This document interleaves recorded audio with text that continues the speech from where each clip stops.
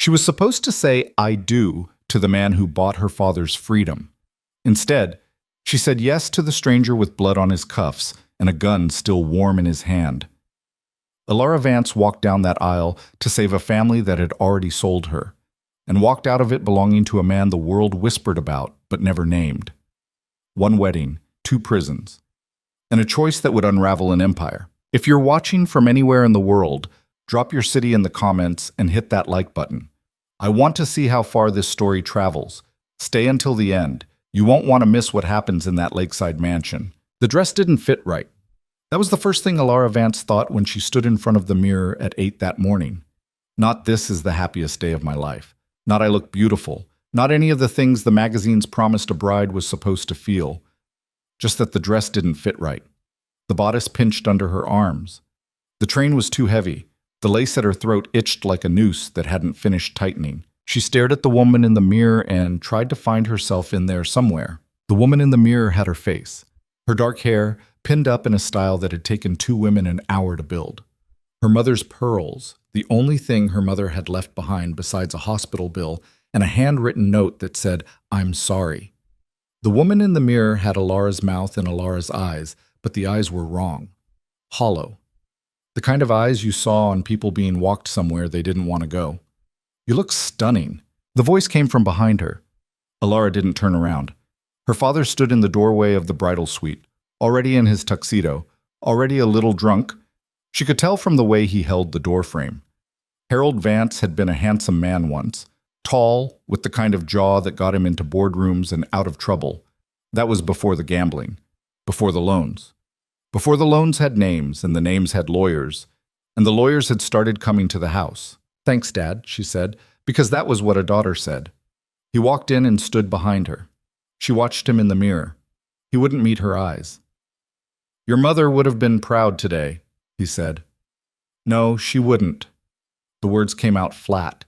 She hadn't meant to say them. They'd just fallen out, the way things fall out when you haven't slept in 3 days. Harold flinched. For a second she thought he might argue with her, tell her she was being cruel, tell her she didn't understand. Wow. But he just looked down at the carpet, at his shined black shoes, at anything that wasn't his daughter. "Alara." "It's fine, Dad. I know. We've talked about it. Victor is a good man." She turned around then, slowly. The train of the dress dragged on the carpet. "Victor Marchetti is 47 years old," she said. "He's been married twice. The first wife died in a car accident nobody investigated. The second one signed an NDA so thick you could kill a man with it. He owns half the freight on the eastern seaboard, and the other half is scared of him. And we're getting married in," she glanced at the clock on the wall, "48 minutes. Alara, tell me one good thing about him. One thing that has nothing to do with money." Her father opened his mouth, closed it, opened it again. "He kept us from losing the house." "He bought me," she said. "Say it, just once. I'd like to hear somebody in this family say it out loud." Harold's hands were trembling. She noticed that. She used to think her father was the strongest man alive. She'd been wrong about a lot of things. "Sweetheart, please, not today." "Yeah." She turned back to the mirror. "Not today." There was a long silence. Outside, through the stained glass windows of St. Catherine's, she could hear the murmur of 300 guests filing into the pews. Cellos tuning, someone laughing too loud. The low hum of power, old money, older secrets, all gathered in one place for the event of the season. Victor Marchetti's wedding. Not hers. His. "I'll walk you down the aisle," her father said quietly. She didn't answer. He left. The wedding coordinator came in at 9:15. Her name was Denise, and she had a headset and a clipboard and the kind of smile that never touched her eyes. She told Alara she looked gorgeous. She told her the flowers were perfect. She told her the groom was waiting. Alara wanted to laugh. She wanted to sit down on the floor in the dress that cost more than her college tuition and laugh until someone dragged her out of the building. Instead, she said, "Okay." "Okay? I'm ready." Denise beamed. "Beautiful. Follow me, sweetheart." Sweetheart. That was what Victor called her too. Sweetheart, with that small, clipped smile, the way a man might call a dog. He'd called her that on their first date, at a restaurant where she didn't recognize a single item on the menu, and he'd ordered for her without asking. He'd called her that the night he proposed, in front of her father, in her father's study, with a ring so big it looked fake. Sweetheart, this makes sense for both of us. He'd never once asked if she loved him. He'd never once asked if she liked him. She hadn't cried when he slid the ring on her finger. Her father had cried. Victor had watched her father cry with the flat satisfaction of a man watching a loan agreement get signed. That had been 6 months ago. Now she was walking down the hallway of St. Catherine's Cathedral, and the dress was too heavy, and the pearls at her throat felt like teeth. The doors of the sanctuary opened, the organ swelled, 300 faces turned. Alara took her father's arm. He was trembling harder now, or maybe that was her, and she began to walk. The aisle was longer than she remembered from the rehearsal. The cathedral smelled like lilies and old wood and expensive perfume. She kept her eyes forward because if she looked into the pews, she'd see them, Victor's men in their dark suits standing along the walls like a black border. Watching. Not her. Watching the crowd. Watching the doors. That should have told her something. She'd think about it later. At the end of the aisle, Victor Marchetti waited. He was smiling. It was the smile of a man who had won. Silver hair swept back, tuxedo immaculate, a white rose in his lapel. His hands folded neatly in front of him, like he was about to give a speech at a shareholders' meeting. Next to him stood the priest, and next to the priest stood Victor's best man, Dominic, his cousin, his enforcer, a man whose knuckles she'd seen split on a wine glass once, at dinner, because a waiter had brought the wrong year. She kept walking. The music played. She walked past faces she recognized, her father's business partners, their wives. She walked past faces she didn't recognize. A few of them smiled at her. None of them seemed to notice she wasn't smiling back. Halfway down the aisle, she caught sight of a stranger. He was sitting in his back on the groom's side, alone. A tall man in a charcoal suit, no tie, collar open. Dark hair, olive skin. A face you didn't quite see at first and then couldn't stop seeing. He wasn't looking at her. He was looking at the altar, at Victor. And he was smiling too. But his smile was different. His smile looked like a man watching a building he'd already set on fire. Alara's feet kept moving. Her brain caught up 3 steps later. Who is that? She didn't know. She'd helped plan the guest list. Or rather, she'd been handed a list and told to memorize the important names. She'd memorized them. She didn't know this man. She reached the altar. Her father kissed her cheek. His lips were cold. "I'm sorry," he whispered. She wanted to ask him for what? The wedding, the debt, her whole life. But he was already stepping away, already being folded into the front pew, already becoming one more face in the crowd that was about to watch her disappear. Victor took her hand. His grip was firm, dry. He was wearing a new cologne, something expensive and cold, like metal. "You look lovely, sweetheart." "Thank you." "Nervous?" "No." He smiled. "Good girl." The priest began to speak. Alara didn't hear the words. She heard sounds, the slow cadence of Latin, then English, then something that might have been a reading from a book. But they passed over her like water. She stared at the altar, at the candles, at the flowers. Too many flowers. So many she could smell them sweating in the heat of the cathedral. She thought about the night she'd tried to leave. 3 months ago. She'd packed a duffel bag. 2 changes of clothes, her passport, $300 in cash she'd saved from birthday envelopes since she was 16. She'd gotten as far as the driveway of her father's house at 2 in the morning before the headlights came on. 4 cars. Black SUVs. Men stepping out of them with the relaxed posture of people who were not afraid of anything. Dominic had been in the lead car. "Miss Vance," he'd said, in that mild, polite voice that was somehow more frightening than if he'd shouted. "Mr. Marchetti wanted me to make sure you got back inside safely." He'd taken the duffel bag from her. He hadn't touched her. He'd just taken the bag, tossed it in the back of the SUV, and stood there, patient, still, smiling, until she'd turned around and walked back into the house.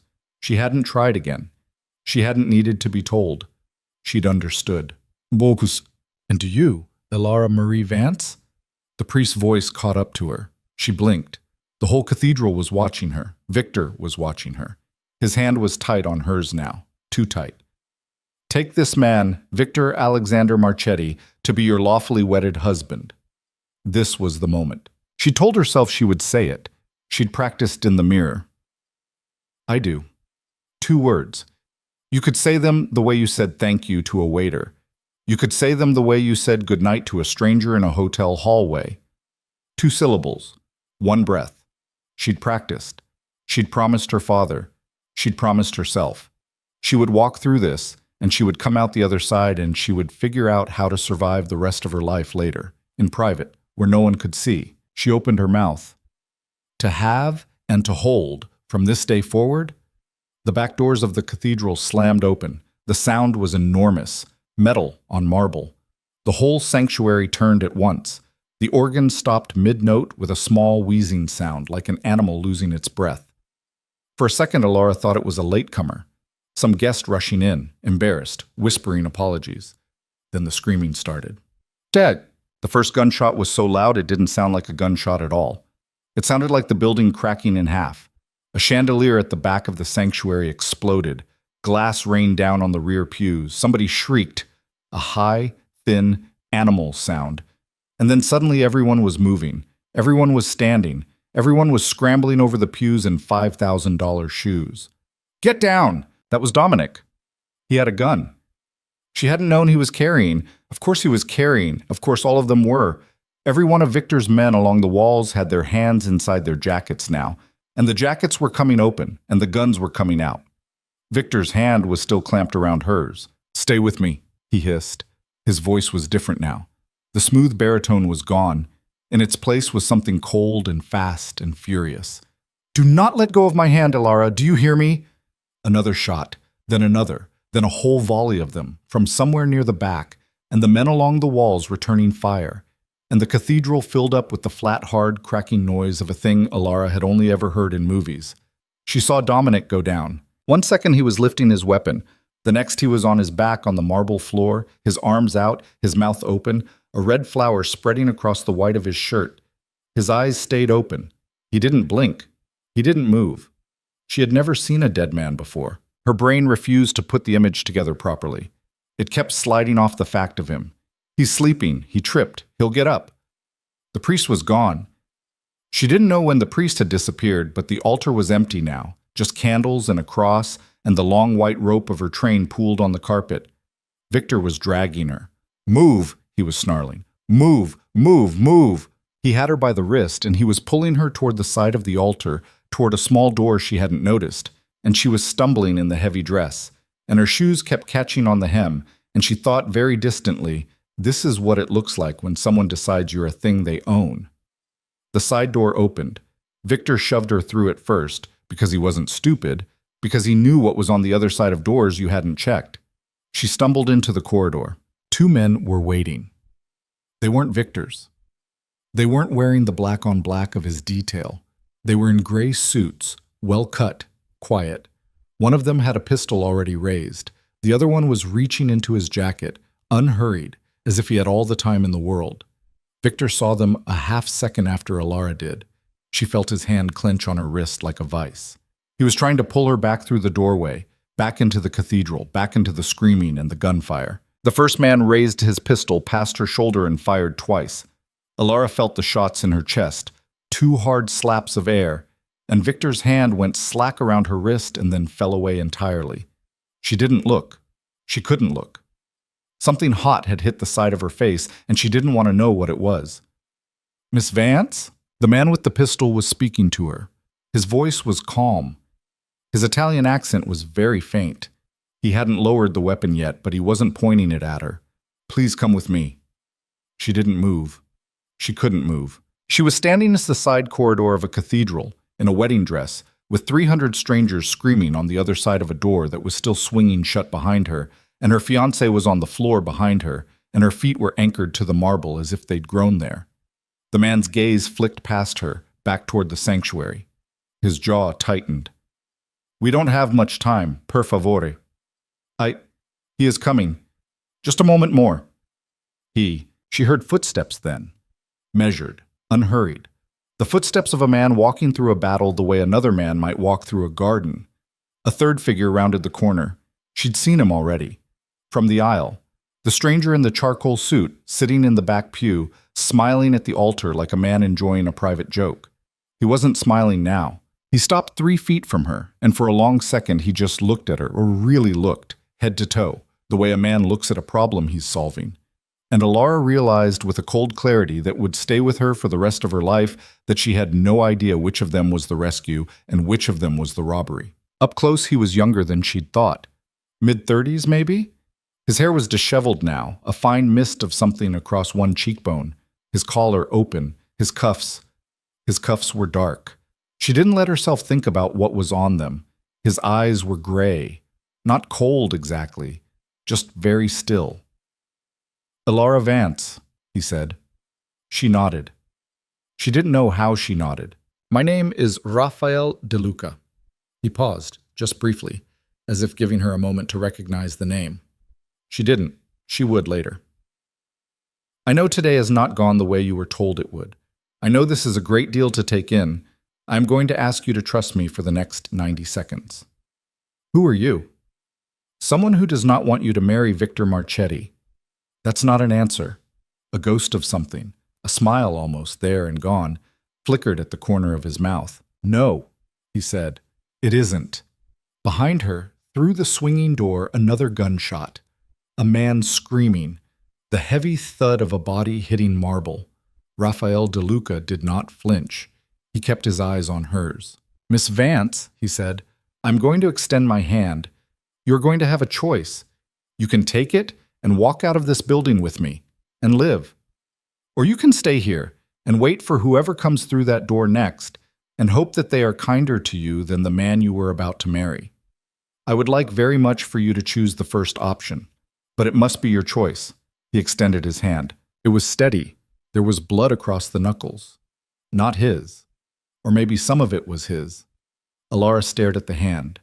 She thought about her father, sitting in the front pew, sobbing into his handkerchief while his daughter was sold for the price of his mistakes.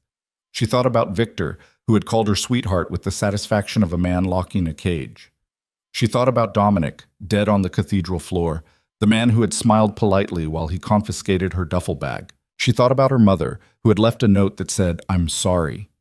She thought about all the people in the pews behind her, 300 witnesses, watching the event of the season turn into the story of the decade. She reached out. She took his hand. His fingers closed around hers, warm and dry and firm, and she felt something in her chest that wasn't quite relief and wasn't quite terror. Something older.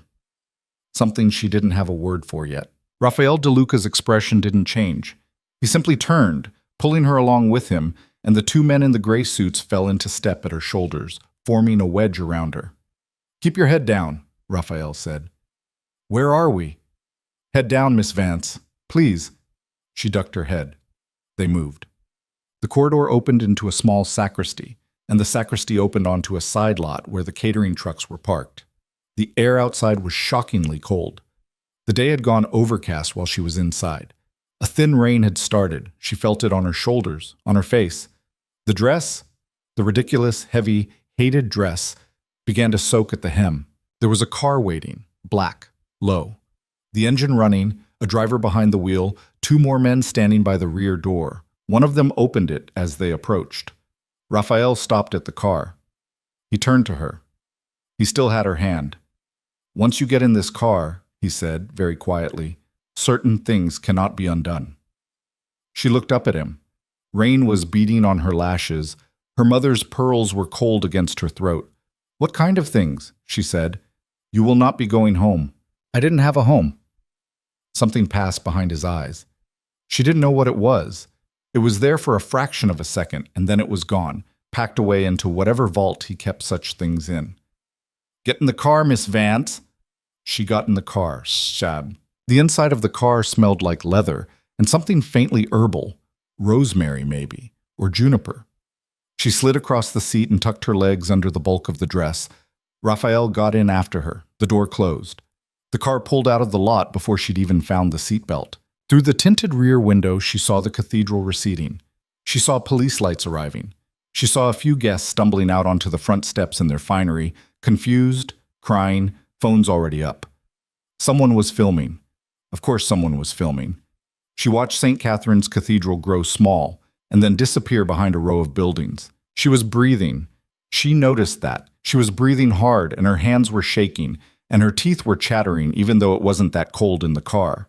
She pressed her knees together to stop them from knocking. Raphael was silent beside her. He was looking out the opposite window, giving her, she realized, a kind of privacy. He wasn't staring at her. He wasn't crowding her. He was simply present and still, and letting her come apart in the small space next to him without acknowledging that she was coming apart. That kindness, or whatever it was, somehow undid her faster than anything else could have. The first sob hit her like a punch. She clamped her hand over her mouth. "It's all right," he said quietly. "Don't." "All right." She pressed her forehead against the cold window, and she cried, silently, her shoulders shaking, the dress bunched around her like a dead animal. She cried for about a minute, maybe two. She wasn't counting. When she was done, she sat up, wiped her face with the heel of her hand, smearing mascara, she didn't care, and took a deep breath. "Okay," she said. "Okay? Tell me what's happening." He turned to look at her then. Really look. His gray eyes moved across her face. He didn't speak for a moment. She had the strange sense that he was measuring something, deciding what to give her. "Victor Marchetti is not the man your father told you he is. I'm aware. He is a good deal worse than even you think. I'd guess that too." The corner of his mouth moved.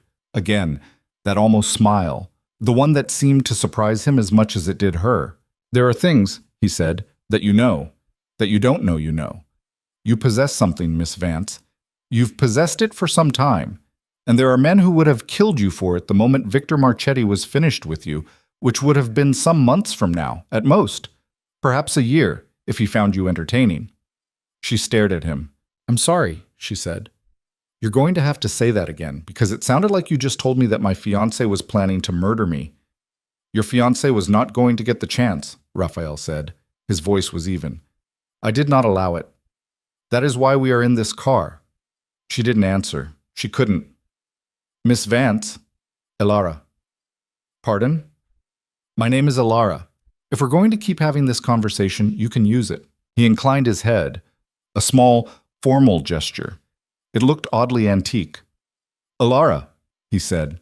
The name sounded different in his mouth than it did in anyone else's. "You're safe. You will remain safe. That is my responsibility now, and I take my responsibilities seriously. Beyond that, I will ask you to be patient. What I have to explain will take longer than this drive." "Where are we going?" "A house, outside the city, near the water. You will be comfortable there. You will have everything you need." "Will I be able to leave?" He hesitated, just for a second. It was the first hesitation she'd seen from him. "Not yet," he said. "Then I'm not safe. I'm just somewhere else." He studied her. His eyes didn't leave hers. "That is a fair observation," he said quietly.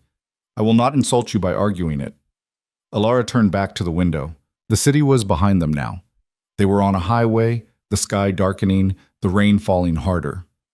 Somewhere south and east, a cathedral was swarming with police and paramedics and reporters.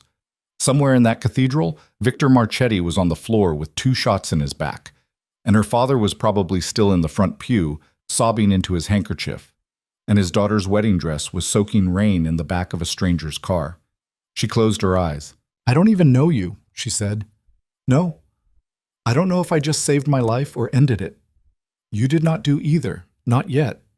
You bought yourself time. That is what today was." She opened her eyes and looked at him. "Time for what?" He didn't answer immediately. When he did, his voice was softer than it had been. "Time to decide who you are," he said, "when nobody is telling you who to be." The drive took almost 2 hours. The city gave way to suburbs, the suburbs to small towns, the small towns to farmland, and the farmland to a long stretch of road that ran between tall pines. Elara watched it all through the tinted glass. She didn't speak. Raphael didn't push her. The driver didn't speak either. The car smelled like rosemary and wet wool, her dress, and the soft leather of the seats. Sometime after the hour mark, Raphael made a phone call. He spoke in low, rapid Italian. She caught one word, Marchetti, and then a short, sharp exchange that ended with him saying something that sounded like an order. He hung up. He slid the phone back into his inner pocket.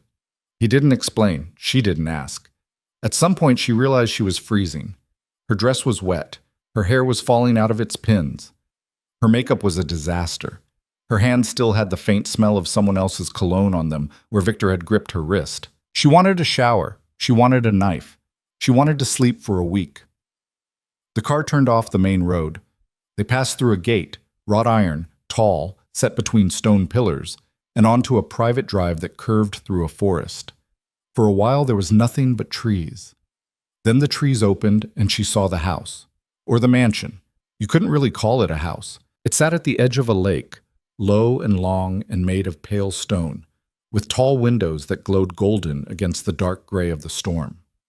The roof was slate. The drive circled a fountain that was not, at the moment, running. There were more black cars in the drive. There were men standing in doorways along the walls of the courtyard, at the corners of the property. She saw at least 6 before she stopped counting.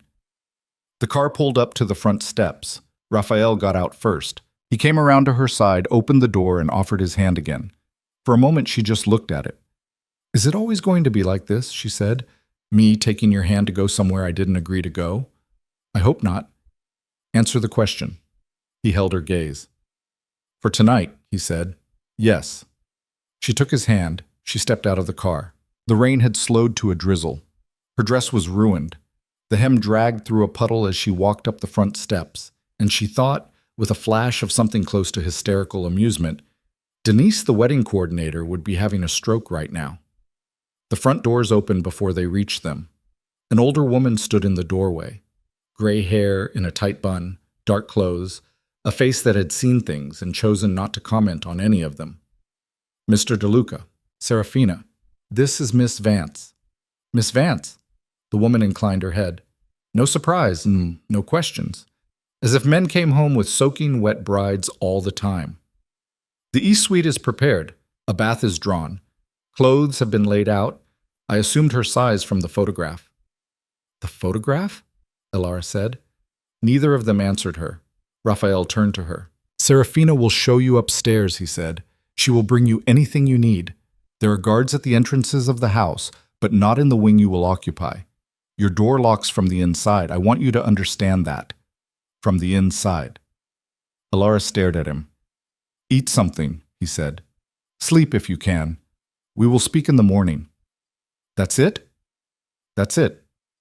You're not going to—" Something gentled in his face. It was almost worse than the blankness. "Elara," he said, "whatever you think is going to happen in this house tonight, whatever story you have written about a man like me in a house like this with a woman in a dress like that, nothing is going to happen. You are going to go upstairs. You are going to take that dress off. You are going to sleep. And in the morning, we will begin." "Begin what?" He looked at her for a long moment. "Whatever comes next," he said. He nodded to Serafina. He turned. He walked back down the steps toward a side wing of the house and did not look back. Elara stood there in the doorway of a stranger's mansion in a wet wedding dress, with a woman she didn't know waiting to take her upstairs, and she thought, "I have made a terrible mistake."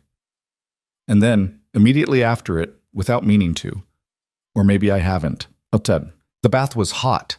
The suite was enormous. Serafina did not speak unnecessarily. She led Elara through a hallway lined with dark wood and old paintings, up a curving staircase, down another hallway, and into a set of rooms that were larger than the entire first floor of her father's house. A sitting area, a bedroom, a bathroom with a tub that could have held 3 people, a walk-in closet that already, impossibly, had clothes in it, women's clothes, in her size. "How?" Elara began. "The bath will cool," Serafina said gently, and that was the end of that. Elara locked the door. She checked the lock twice. He had told her the door locked from the inside. She wanted to see it for herself. The mechanism was heavy brass, old. It worked. She peeled herself out of the wedding dress. It took nearly 20 minutes. There were buttons up the back that she couldn't reach, and hooks along the bodice, and a corset structure underneath that she had to fight her way out of like a soldier leaving armor. By the time she was done, the dress was in a crumpled heap on the marble floor of the bathroom, a small white ghost of her mourning. and she was naked and shivering and could see in the mirror the red half-moon of Victor's grip still pressed into the skin of her wrist. She got in the bath. The water was almost too hot. She let it be. She sank down until it came over her shoulders, and she closed her eyes. And for the first time since she'd opened her eyes that morning, she stopped pretending. She cried. Not quietly, not politely. She cried until the water went lukewarm. She cried for the girl in the mirror that morning. She cried for her mother. She cried for the version of her life that she'd stopped hoping for years ago and had only realized tonight she was still mourning. When she was done, she got out. She dried off. She put on a robe that had been laid across the bed, soft, gray, simple. She did not put on any of the other clothes in the closet. She was not ready to wear clothes a stranger had chosen for her. The robe was enough. There was food on a tray in the sitting room. She hadn't heard anyone come in. Soup, bread, a glass of something dark red she did not touch. She sat on the edge of the bed and ate half the bread. She did not taste it. She walked to the window. The suite faced the lake. The rain had stopped. The clouds had broken a little. In the last of the gray evening light, she could see the water, flat, silver, enormous, a long wooden dock, a single light burning at the end of it. Beyond that, nothing but trees and the shape of low hills in the distance. She stood at the window for a long time. Somewhere in this house, Rafael De Luca was doing whatever Rafael De Luca did, making phone calls, meeting with men in suits, dealing with whatever he had set in motion today when he'd walked into a cathedral full of Victor Marchetti's people and walked out with the bride. She pressed her palm flat against the glass. She did not know what he wanted from her. She did not know what he meant when he said she possessed something. She did not know what it meant that he had sent her upstairs alone, with a door that locked from the inside, when he could have done anything he wanted. She did not know, yet, what any of this was. But for the first time in 6 months, for the first time perhaps in years, she was standing in a room where no one was telling her who to be. The dress was on the bathroom floor. The pearls were on the vanity. Victor was dead, probably, or dying. Her father was not in this house. Dominic was not in this house. The wedding was over, and she was still here. She watched the single light burning at the end of the dock until her eyes blurred, and she thought about a phrase he had said in the car. Time to decide who you are when nobody is telling you who to be. She didn't know who that was. She was going to have to find out. She pulled the robe tighter around herself. She walked back to the bed. She sat down on the edge of the mattress, in a house she did not own, in a country she had lived in all her life and had never seen, and she stared at her hands in her lap. The wrists still marked, the left one still ringless, the nails chipped where she'd pulled off the manicure during the drive. And she waited for something inside her to tell her what to feel. Nothing did. She lay down on top of the covers. She did not get under them. She pulled a corner of the duvet up over her shoulder. Her eyes closed. Outside, the light at the end of the dock kept burning, steady and small against the dark. And in a different wing of the same house, a man she did not know was standing at his own window with a glass in his hand, looking at the same lake and thinking about her. Neither of them slept that night. Both of them pretended to. She woke at some gray hour she couldn't name, in a bed too big for one person, with a sore throat from crying and no idea where she was. For about 3 seconds, it was a normal morning. The ceiling was unfamiliar but not frightening. Her hair smelled like someone else's shampoo. She heard a bird somewhere, a real bird, not a city bird, not a pigeon. And she thought very peacefully, I'm somewhere nice. Then she remembered. The cathedral, the shots, Dominic on the marble, Victor's hand going slack around her wrist, the stranger with the gray eyes and the blood on his cuffs, the long car ride, the lake, the woman who had laid out clothes in her size because apparently someone had been sending photographs. Alara sat up, slowly. The robe had twisted around her in the night. Her neck ached. She pulled her hair back from her face and looked at the room in daylight for the first time, and it was still enormous. The rug alone probably cost more than her father's car. The curtains were heavy linen. There was a small writing desk by the window, and a chair upholstered in something that wasn't quite any color she could name. She got up. Her legs were unsteady. She walked to the window and opened the curtains the rest of the way. The lake was a sheet of pale metal under a thin winter sun. The dock was empty now. The single light she'd stared at last night had been turned off, and the whole scene looked like a painting that somebody had hung in the room to keep her calm. It wasn't working. She crossed to the bathroom. The wedding dress was gone. Somebody had come in while she slept and taken it. She stood very still in the middle of the bathroom and tried to decide how she felt about that. On the one hand, she hadn't wanted to see it again. On the other, someone had been in her room. The door had been locked. She was sure it had been locked. She opened the bathroom door and tested the hallway. The lock still worked. She checked it 3 times. Either she had been wrong, or somebody in this house had a key to a door she had locked from the inside. Neither of those possibilities made her feel any better. She got dressed, not in anything Serafina had laid out. She didn't trust a stranger's taste yet, and she wasn't ready to wear clothes bought for her from a photograph she had never posed for. She picked the plainest things she could find in the closet. Dark jeans, a soft cream sweater, socks, no shoes. If she wasn't leaving, she wasn't putting on shoes. She did her hair with her fingers. She did not look for makeup. The woman in the mirror had red eyes and no lipstick and looked, for the first time in months, something close to her own face. A soft knock. She froze. "Miss Vance?" "Serafina." Alara opened the door a few inches. "Yes?" "Mr. DeLuca asks if you would join him for breakfast." "What if I say no?" Serafina's face did not change. "Then I will bring a tray up for you, and he will eat alone." Alara considered. The easier thing was to stay upstairs, lock the door, wait for whatever was coming in this house to come to her.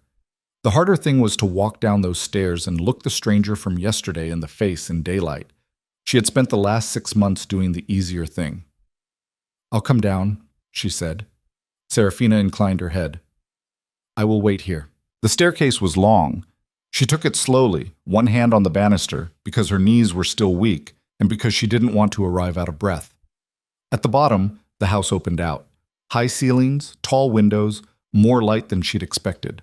A hallway, a living room the size of her father's ground floor, a library glimpsed through an open door, walls of books all the way up. Men stood at corners of the house the way she'd seen last night, but in the morning light they looked less like guards and more like furniture. They did not look at her. She had the strong sense they had been told not to. Serafina led her through a set of glass doors into a room that overlooked the lake. A breakfast room, she supposed, though calling it that felt absurd. There was a long table of pale wood and a sideboard of food, coffee, fruit, bread, eggs under silver. And at the near end of the table, Rafael DeLuca was standing up as she came in. He was in a different suit.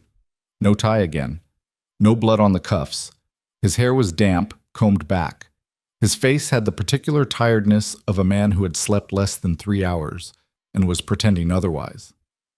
"Good morning," he said. "Is it?" A small movement at the corner of his mouth. Not a smile. The idea of one. "Please, sit. Eat whatever you like. There is no correct order." She sat. There was a plate in front of her already, plain white, heavy china. She didn't reach for it. Serafina poured coffee for both of them and left the room. Alara noticed the click of the door closing. She noticed that they were alone in a glass room at the edge of a lake, with armed men somewhere in the trees, and she tried to make her shoulders loosen, and could not. Raphael sat back down. He did not pick up his fork. "How did you sleep?" he asked. "I didn't." "I know. Because someone was watching my window?" "Because I was not sleeping either, and I assumed." She looked at him. She couldn't read him at all. Last night she had been too frightened to try. This morning she was simply tired, and tiredness made her honest. "Somebody came into my room," she said, "last night, while I was asleep." His expression shifted, just faintly. "The dress?" "Yes." "Serafina. She has a master key. It was her judgment. She believed you would not want to see it in the morning. If that was a misjudgment, I apologize. It will not happen again." "The door locks from the inside," she said. "You told me." "It locks from the inside," he said. "Against me. Against my men. Not against Serafina, who runs this house and has for 9 years.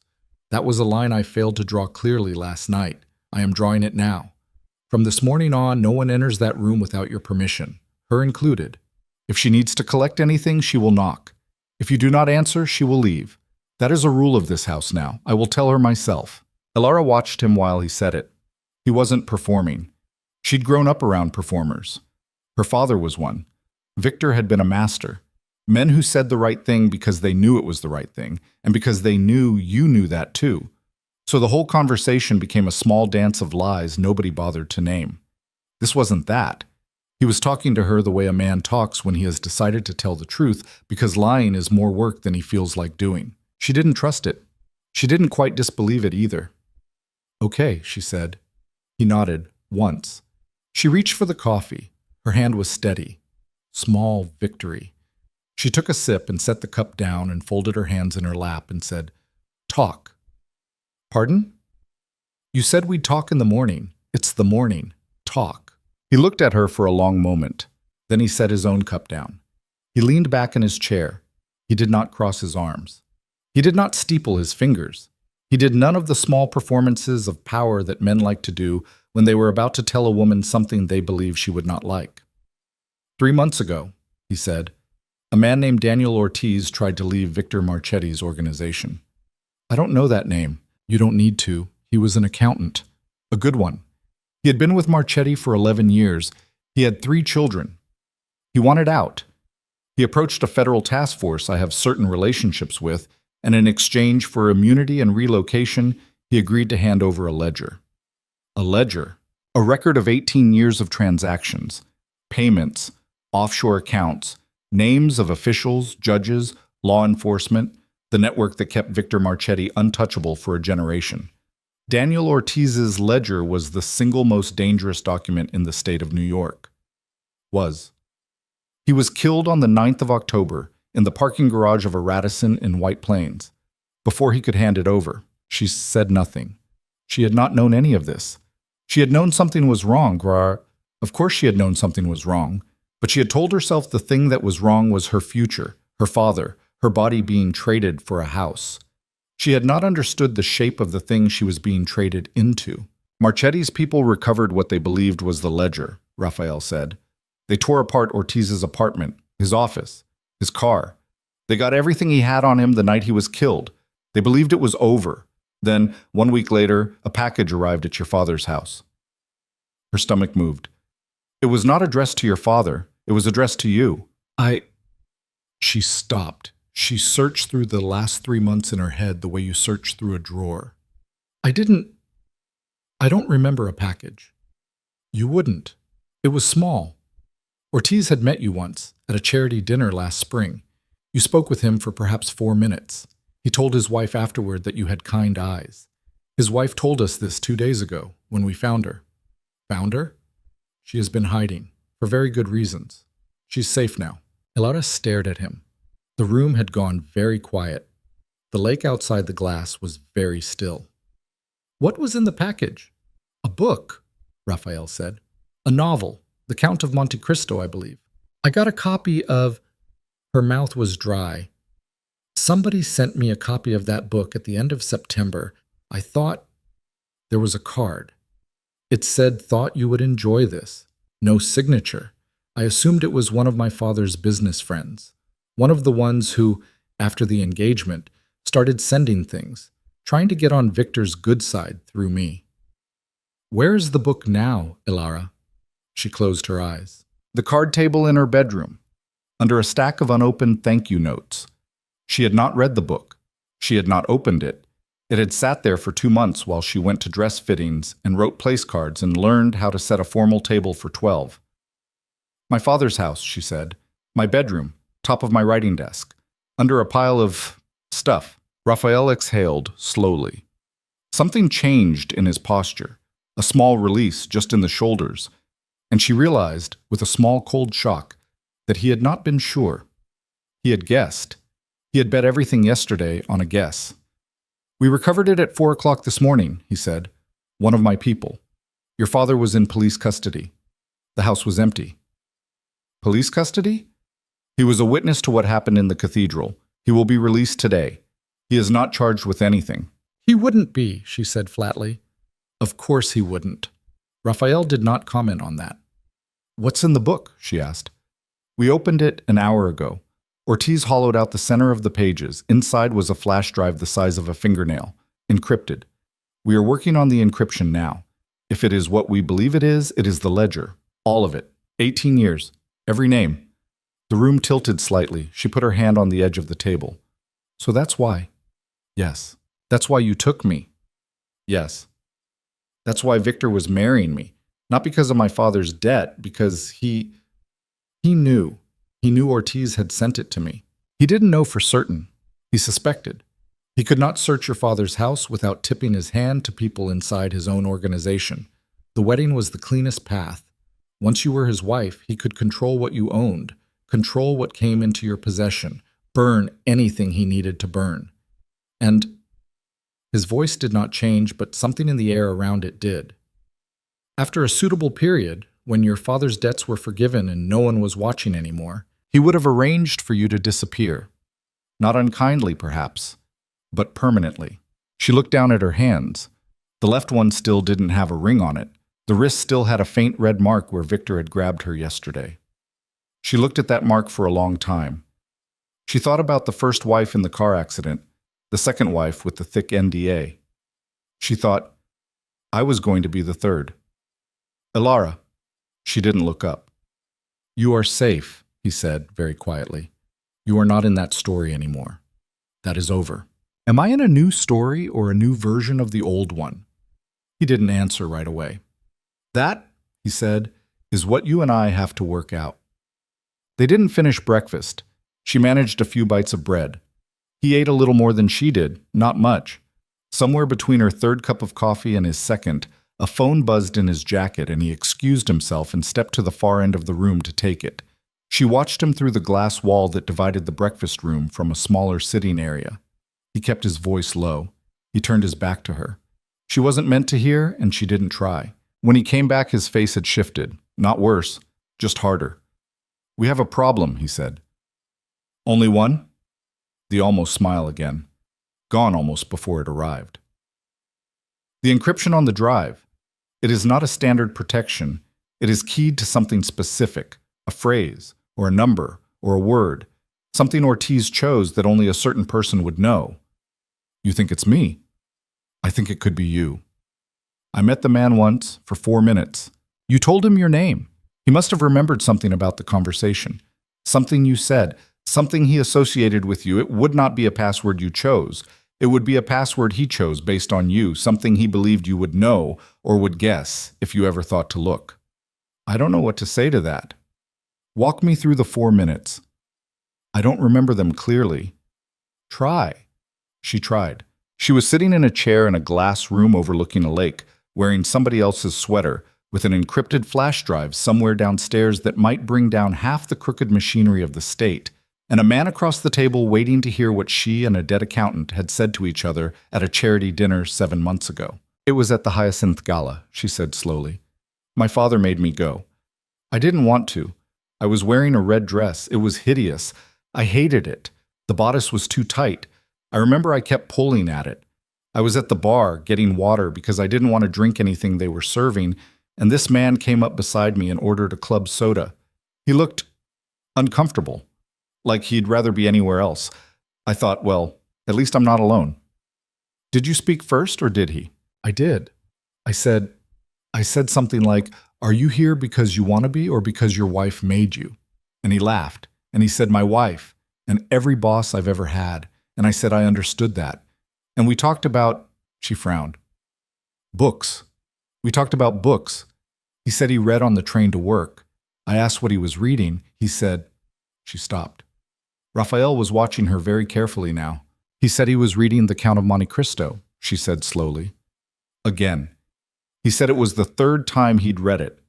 I asked why, and he said, she closed her eyes, tried to hear it. He said because of what it teaches you about patience. A long silence. Patience, Raphael said. That was the word he used. I remember because I thought it was a strange answer. Most people would have said revenge. It's a book about revenge. But he said patience. Anything else? I asked if his wife read it. He said she didn't like long books. He said she reads mostly for the ending. I read for the middle. Then somebody called me back to the table. He said it was nice to meet me. I don't think I asked his name. I don't think he gave it. She opened her eyes. Raphael had taken a small notebook out of his inner pocket and was writing. He wrote in Italian. She could see enough to know it wasn't English. "The book you received," he said, without looking up. "Do you remember anything unusual about it? The edition, the cover, a mark inside." "It was old. It felt old. Leather, I think. Or something that was supposed to look like leather. Dark green. There was a gold stamp on the front, but it was worn down. I couldn't read it. The card that came with it was just cream-colored, one line of writing. Thought you would enjoy this. No signature. I remember thinking the handwriting was kind of pretty. Do you remember what page the card was on?" I didn't open the book. I opened the card. I set the book on my desk. I never touched it again." Raphael went still. "The card was inside the book?" "No, the card came. It came in an envelope attached to the front, with a little ribbon. Not a page number. Not a page number." She frowned. "Why?" "Because if the card had been marking a page, that page might be the password. A quote, a line, something underlined. Ortiz was a careful man. He was not a dramatic man. He did not choose passwords out of sentiment. He chose them out of architecture. The card was part of the architecture." "But the card wasn't in the book." "No, but something was. Something he believed you would find when you opened it, if you ever did. Something he could build a password around." "I never opened it. He was counting on two things: that you would, and that if you did not, he would be alive to help you." "He was wrong about both." "Yes." She sat back. She felt a little bit sick. She thought about Daniel Ortiz, the man who had looked uncomfortable in a rented tuxedo at a gala, who read a novel about patience on the train home to his 3 children, who had picked out of one conversation the one person he thought might be gentle with the most dangerous thing he owned. She thought about how wrong he had been about a lot of things and how right he had been about her eyes. "We'll find it," she said. Raphael looked up from the notebook. "We?" "That's what I said. Alara, you took me out of a cathedral yesterday. You said it was to save my life. Fine, I'm here. I'm alive. And now you're telling me the thing that got me into that cathedral in the first place was sitting on my writing desk for 2 months, and I had no idea. You're telling me a man I talked to for 4 minutes died because of what he gave me, and I didn't even open it. You are not going to ask me to go sit upstairs and wait for you to solve this. I won't." He regarded her. She met his eyes and didn't look away. For a long moment he didn't say anything. Then, very quietly, "All right, all right, all right," he said. "We." That was the first morning. The days that followed fell into a rhythm she would not have predicted. The mansion was large enough that she did not have to see him unless she wanted to. She didn't want to, at first. She stayed mostly in the east wing, her suite, the library at the end of the second-floor corridor, a small sunroom that faced the water, and Serafina brought her meals on a tray if she didn't come down. Serafina, with the master key that now knocked. Serafina, who looked at her with the same calm opacity she looked at everyone, and who never once asked a question and never once volunteered an answer. The house felt like a held breath. Alara noticed things the way a prisoner notices things. The guards on the grounds worked in shifts. She counted them in the mornings from her window. 8 men, sometimes 9, walking the tree line with the patient watchfulness of people being paid very well to stay awake. The gate at the end of the drive was always closed. Black cars came and went. Men she didn't recognize walked into the West Wing and walked out an hour later, faces set. Nobody spoke to her. Nobody touched her. Nobody told her where she could and could not go within the house. She tested that. On the second day, she walked down the main staircase and through the front hall and out onto the front steps. Nobody stopped her. She got as far as the fountain before a man in a gray overcoat came out of nowhere, polite as a maitre d'. "Miss Vance, I'm just getting some air." "Of course, I'll walk with you." "I don't want you to walk with me." "I understand, ma'am." He did not move. "I'll walk with you." She looked at him. He looked back at her, patient and blank and unbudging, the exact same expression she had seen on Dominic's face the night he'd taken her duffel bag out of the driveway.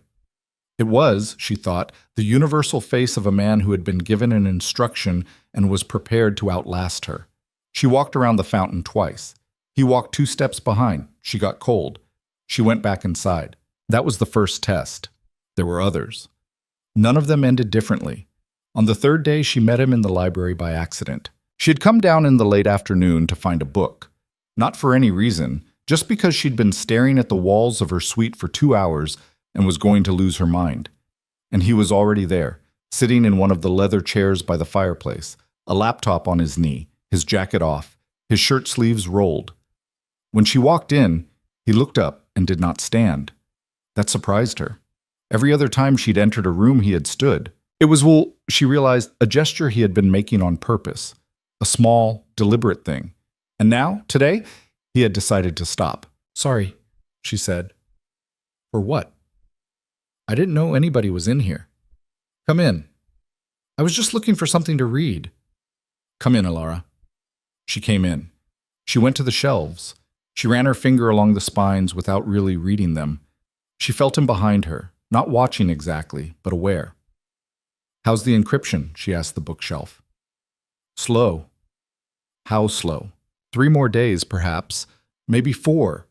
The people working on it are the best there are, which is another way of saying they are expensive and easily bored. I am keeping them interested. With money.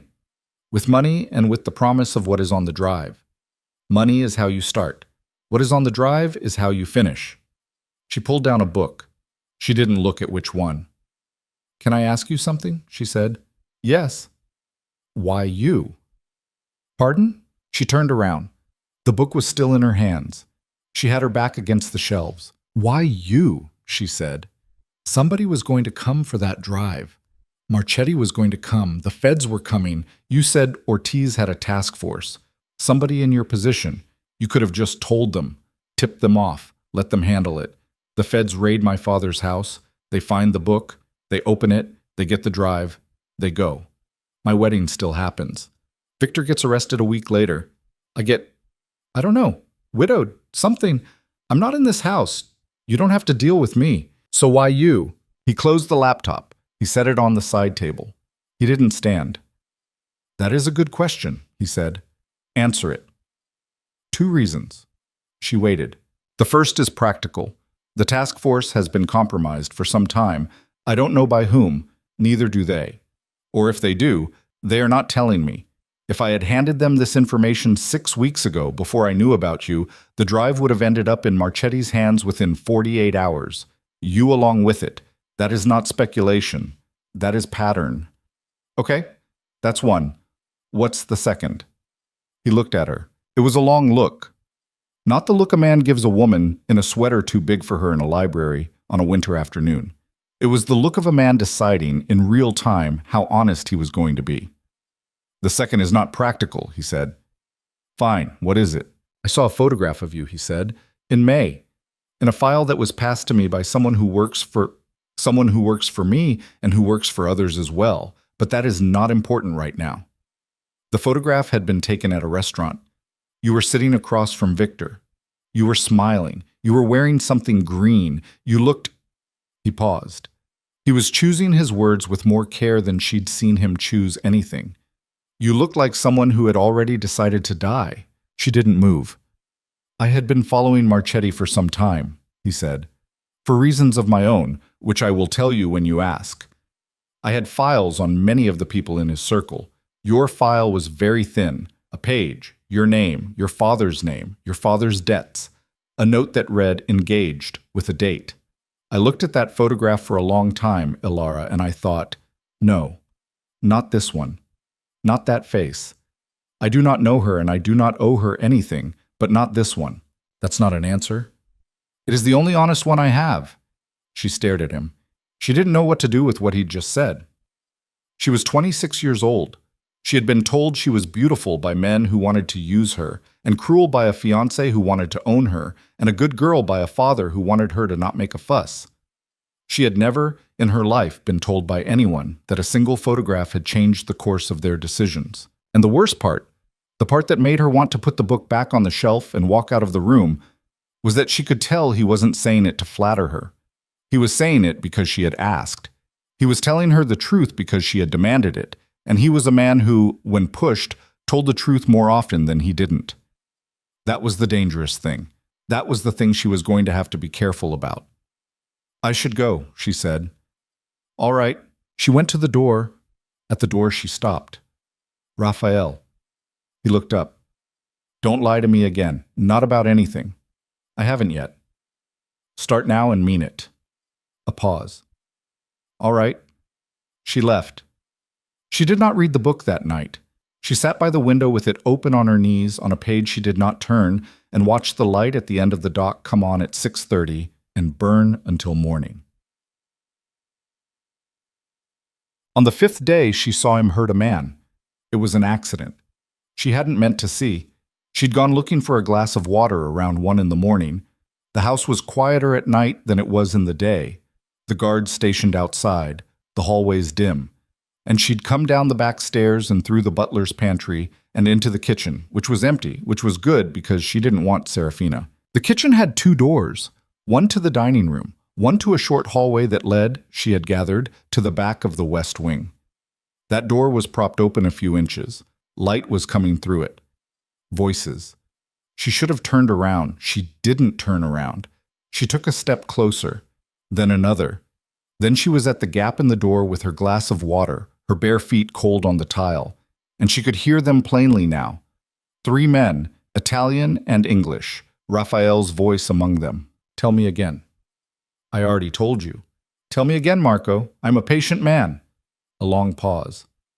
I was supposed to check the South Road at 2100. I was on it. I did the sweep. You did not do the sweep. I did. You did not do the sweep, Marco. I know this because I had Vincenzo check the cameras on the South Road. And there is you, in your car, at 2100, not on the South Road.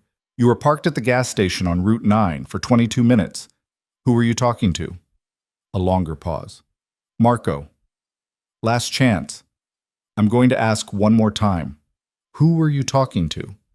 My wife. Your wife. She was upset. Our son, he is sick. Your son is not sick. Your son is not sick, Marco. I called your wife an hour ago. She is at her sister's. Your son is fine. I asked her if she had spoken with you on the phone tonight. She said she had not spoken to you in 2 days. Who were you talking to? Silence. Elara stood in the dark pantry with a glass of water in her hand and did not breathe. The man Marco's voice was breaking now. They have pictures of my daughter from her school. They said if I did not, they said it was only this one time, Raphael. Please, please. It was only, there was a sound. She did not know what it was at first, a short, muted crack, a sharp intake of breath from more than one throat. Then a sob, long and broken, from somewhere low. He had gone to the floor, she realized. Marco had gone to the floor. Marco, please, Marco, look at me. Please, Raphael, please, my daughter, look at me, Marco. A terrible, hiccuping silence. Your daughter will be safe. I give you my word. My people will be with her tonight before you finish telling me what I'm about to ask you. She will not be hurt. Do you understand me? Yes. Good. Now, the pictures. Who gave them to you? Say the name. A long, shuddering pause. Benedetti, the man whispered. It was Benedetti from Marchetti's people. He said the pictures. He said, thank you, Marco. Raphael, you betrayed me. Raphael, you betrayed me.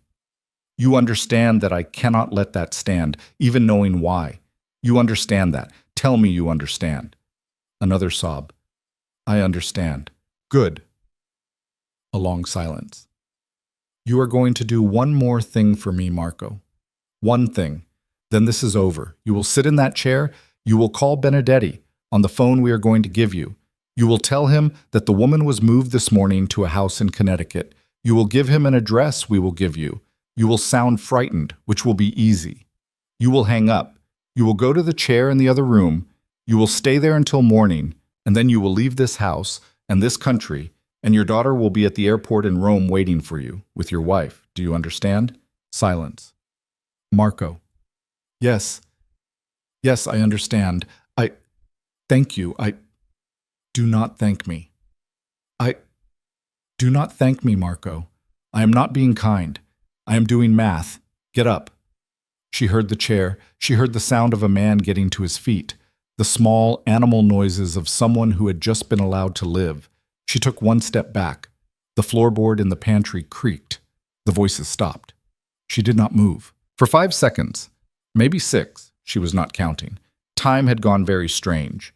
There was only the sound of her own heartbeat and the faint hum of the refrigerator behind her. Then footsteps, measured and unhurried, and the pantry door swung wider, and Raphael stood in the gap in his shirt sleeves with the same expression he had worn all week, except that his eyes were harder than she had ever seen them. He looked at her. He looked at the glass of water in her hand. "How long have you been standing there?" he said quietly. "Long enough." "How long is long enough?" "Long enough." He closed the door to the back hallway behind him. The sound was very soft. "Come with me." "Am I in trouble?" "No, but you are not going back upstairs alone right now." "Why?" "Because in 10 minutes, Marco is going to make a phone call from this house. In 2 hours, men who believed you were in Connecticut are going to find out you were not. By morning, they are going to know that I know someone in my house spoke to them, and I do not want you out of my sight tonight. Come with me." She did not argue. He took the glass of water out of her hand. He set it on the counter. He put his hand at the small of her back. The first time he had touched her since the cathedral, and it was barely a touch, just a pressure, just a direction. And he walked her out of the kitchen and up the back stairs into a small sitting room at the end of the east wing that she had not been in before. The sitting room had a fire going, 2 armchairs, a low table, books, a blanket folded on the back of a couch. It looked absurdly like a room a person would read in. "Sit," he said. She sat. On the couch, not in a chair. She didn't know why. He did not sit. He stood at the fireplace for a moment, with his back to her, and she watched the line of his shoulders under the white shirt, and the small, steady movement of his breathing, and the way his right hand, the hand that had done whatever it had done downstairs, flexed once, and once again, and was still. "I should not have let you hear that," he said. "I wasn't supposed to be there. I know. That is not what I mean." He turned around. She had never seen him look quite like this. It was not guilt. She did not think it was shame. It was something colder than either of those. He looked like a man who had made a decision a long time ago about what kind of person he was going to be, and was now watching, in real time, a woman revise her opinion of him, and had decided not to argue with her about it. "I did not hit him," he said. "You didn't—" He fell. When he understood what I knew, his legs went. "That was the sound you heard. I did not touch him. I am not a man who beats a man in my own kitchen, Alara. I am many things, some of them very ugly, but I am not that." "Why are you telling me this?" "Because you heard a sound, and you drew a picture in your head, and the picture was wrong. I am willing for you to have many correct pictures of me. I am not willing to let you have a wrong one when a correct one exists." She sat very still. "What are you going to do to him? To Marco?" "Yes, nothing. I meant what I said downstairs. In the morning, he will be on a plane. His wife and his daughter will meet him. He will never work for anyone in our world again, because I will see to it that no one will have him. He will sell insurance in a small city in Italy, and his daughter will grow up, and he will be a small, sad, shrunken man for the rest of his life, which is the worst thing I can do to him, and also the kindest. He betrayed me to protect his child. I cannot pretend I do not understand that, but I cannot have him in my house. Do you see the difference?" "I see it." "Good." "Raphael." "Yes." "The men you sent to his daughter, are they—" "They are already there. They have been there for 3 hours. Vincenzo called me about the cameras at 10. I moved his family at 10:15. They were safe before I brought him into that room. I do not bargain with children, Alara. Not with his. Not with anyone's. Understand that, if nothing else." She was watching his face. She was trying, she realized, to see him. Really see him. Not the man from the cathedral. Not the man at the breakfast table. The man in front of her, in a white shirt, at 1 in the morning, in a room with a fire, telling a woman he had known for 5 days the shape of his own cruelty and the shape of its limits. "Sit down," she said. "I'm fine." "Sit down, Raphael." He looked at her for a moment. He sat. He took the armchair across from the couch. He leaned forward, elbows on his knees, hands loosely clasped. He did not look at her. "You said you would tell me," she said. "When I asked why you were following Marchetti." "I did. I'm asking." "All right." He looked up. "He killed my brother," he said, 11 years ago, over a disagreement about a shipping route. My brother was 23. He was a kinder man than I have ever been. Marchetti put 2 men on him outside a restaurant in Queens. They put him in the trunk of a car. They drove the car into the East River. My brother was alive when the car went in. I have never been able to prove that, but I know it. I have known it for 11 years. She did not speak. I have spent those 11 years building what I have built so that one day I could put Victor Marchetti in the ground and not be touched for it. I was 6 weeks away, Alara. That was where I was when the photograph of you crossed my desk. 6 weeks. And instead I walked into a cathedral and took a stranger out of a wedding and put 11 years of patience at risk. And I did it knowing I was doing it, and I have not been sorry yet. He held her gaze. That is the answer to why you, he said. I did it because I could. I did it because I would not have been able to live with myself if I had not. And I did it because when I looked at that photograph, I did not see a stranger. I saw someone I was not going to let the world have. You can make of that what you want. She did not know what to say. She did not say anything. After a while, she did not know how long, he stood up. He walked to the door. He stopped with his hand on the frame. Stay in this wing tonight, he said. Serafina will sleep in the room next to yours. You have the master key back. She doesn't. That is the last time anyone will have a key to your door but you. Raphael, he paused. Thank you, she said, for telling me. He did not turn around. Do not thank me yet, he said. He closed the door softly behind him. She sat on the couch in the little room with the fire for a long time after he was gone. She watched the flames until they were embers. She thought about a man named Daniel Ortiz who had read a novel about patience on the train. She thought about a man she did not know named Marco who was, at this moment, sitting in a chair downstairs making a phone call that would save his daughter. She thought about the light at the end of the dock, burning all night, every night, since she had come to this house. Somewhere below her, in the West Wing, Rafael de Luca was doing whatever a man like him did at 1 a.m. when a woman he had saved had accidentally heard the shape of who he actually was. She did not know, anymore, whether she was afraid of him. She only knew that when he had put his hand at the small of her back in the kitchen, barely a touch, just a pressure, she had let him walk her up the stairs, and she had not been afraid, and that scared her more than anything else in the house. She went back to her suite. She locked the door. She left the lamp on. She slept 4 hours and woke at dawn with the lamp still burning and the smell of smoke from the fire in the small sitting room still caught in her hair. For a while she lay there and listened to the house. It was not a quiet house. She had learned that in her first few days. Even at 6 a.m, even with no one in her hallway, the mansion held a kind of low, continuous hum. The pipes, the heat, men moving somewhere else, the faint crunch of tires on gravel as another black car came up the drive. Last night, that sound had felt like surveillance. This morning, it felt like something else. Something she did not have a word for yet. The sound of a machine protecting her, maybe. Or the sound of a machine she was now inside of. She got up. She washed her face. She stood in front of the mirror and looked at the woman there and did not look away. She was changing. She could see it. Not the obvious things. She had lost a little weight. The hollows under her eyes were still there. But something deeper in the way she held her shoulders. She was not flinching at herself anymore. She was studying herself. Like a stranger she had been assigned to keep alive. She dressed in her own clothes again. She brushed her hair back and did not bother to pin it. She went down to the breakfast room and he was not there. He had been gone most of the morning, Serafina said when asked, without looking up from the coffee. There had been a meeting. He had said to tell Miss Vance to eat, and that he would see her at 11 in the library, and that if she wished to go for a walk on the grounds, she was now permitted to do so alone. Alone, Alara repeated. Alone, Miss Vance. What changed? Serafina poured the coffee. I don't ask. She ate something. She didn't remember what. She went out the side door of the breakfast room, the one that opened onto the terrace and the long sloping lawn that ran down to the lake, and she walked. The ground was still hard with frost in the shaded patches. The air smelled of pine and cold water. Two men stood at the edge of the tree line on the far side of the lawn. They did not approach her. They watched her walk. She walked anyway. At the end of the dock there was a small wooden bench. She sat on it for a long time. She pulled the sleeves of her sweater down over her hands. She looked out at the water.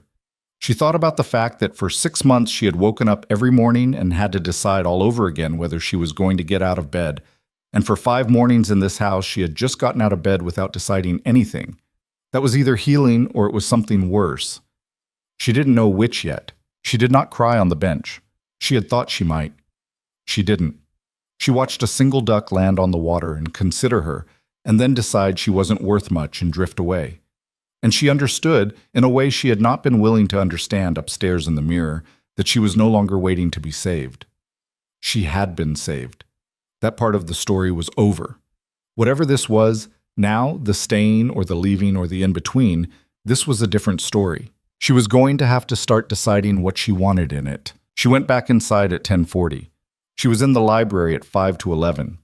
He was there. He had been there a while, she thought. His jacket was on the back of the chair. His sleeves were pushed up. A laptop was open on the low table and several sheets of paper were spread out around it. A second man sat across from him, dark-haired, younger than Raphael. The same gray eyes, but softer, less carved. He looked up when she came in. Raphael did not immediately. "Miss Vance," the younger man said, and stood. "I am Vincenzo. I have been hearing about you all week." "Favorably, I hope." "In every way possible." That got a small look from Raphael. Sharp, sideways, and Vincenzo smiled at it without changing his expression. "Sit down, Vincenzo," Raphael said, still reading. "I was being charming." "I noticed." Elora bit the inside of her cheek to keep her face flat. She took the chair across from Raphael. She clasped her hands in her lap. She was, very consciously, not doing anything. It was the only posture she trusted this morning. "The drive is open," Raphael said. "Open. The encryption broke at 3:12 this morning. Your word worked. Patience. Patience. Lower case. No punctuation. All of it is there, Elara. 18 years. The names are worse than we thought." "Worse how?" "2 federal judges, a deputy commissioner, a senior officer in the task force I mentioned, 4 sitting members of the state legislature, the head of licensing for the Port Authority, 2 men I recognized from my own table at a dinner last year, who smiled at me and shook my hand and sat down to eat." He did not look angry. He looked, if anything, tired in a way she had not seen him tired before. Victor Marchetti did not run a criminal organization. He ran a utility company. He ran the pipes under an entire city. When that drive gets to the right people, the city is going to have to decide how many of its own pipes it wants to dig up. You said when. Yes. Not if. No. Good. He looked up at her for the first time. Really looked. She could see the night in his face. He had not slept at all, she understood. And something underneath the tiredness, something like a very private satisfaction that he was carefully not showing. He had been working for this for 11 years. The man who had killed his brother had taken a bullet in a cathedral 5 days ago and was now in a hospital bed under armed guard. And the thing that had been keeping Marchetti's empire standing was sitting on a flash drive on a table between them. "We have another problem," Vincenzo said. "What now?" Elara said, and surprised herself a little. The we had come out without her thinking. Neither of them commented on it. "Benedetti," Raphael said. "The man Marco was talking to. He bit on the Connecticut house, sent 4 men there last night. My people were waiting. 3 in custody, 1 dead. We have the one who talks most easily, and he talked." "About what?" "About what Marchetti's people believe," Raphael said. "They believe the drive is already in the hands of the federal task force. They believe you know the password. They believe you are the only person alive who does. And they believe, this is the part that matters, Elara. This is the part I want you to hear very carefully, that if you are dead before the drive is opened and the names are extracted, the encryption will reset and the drive will be useless." "That isn't true." "It does not matter whether it is true. It matters whether they believe it. And they believe it. They believe it, yes, because someone inside my own organization has been telling them so for about 3 weeks." The room went still. Inside your... Yes. Who? I do not know yet. I will by tonight. How? That, Raphael said, is why I asked you here. He closed the laptop. He leaned forward. He put his elbows on his knees the way he had last night, but this time he looked at her instead of the floor. I'm going to tell you a plan, he said. I'm going to tell you the whole plan. I am then going to ask you if you will agree to it. If you say no, the plan does not happen. I will find another way. That is not a lie. Nod if you understand. She nodded. There are 4 people in this house, he said, who know what is really on that drive, and who know we are in possession of it. Myself, Vincenzo, Serafina, our technician, who is asleep at the moment in the West Wing because he has not slept in 30 hours. Everyone else, every guard, every staff member, every man I have in this house, has been told the drive is still encrypted, that we are expecting a break by the end of the week, that you, Elara, are the only person who can unlock it. Okay. Today, at noon, I will be making a phone call from the landline in the library. I will be speaking to a man who does not exist.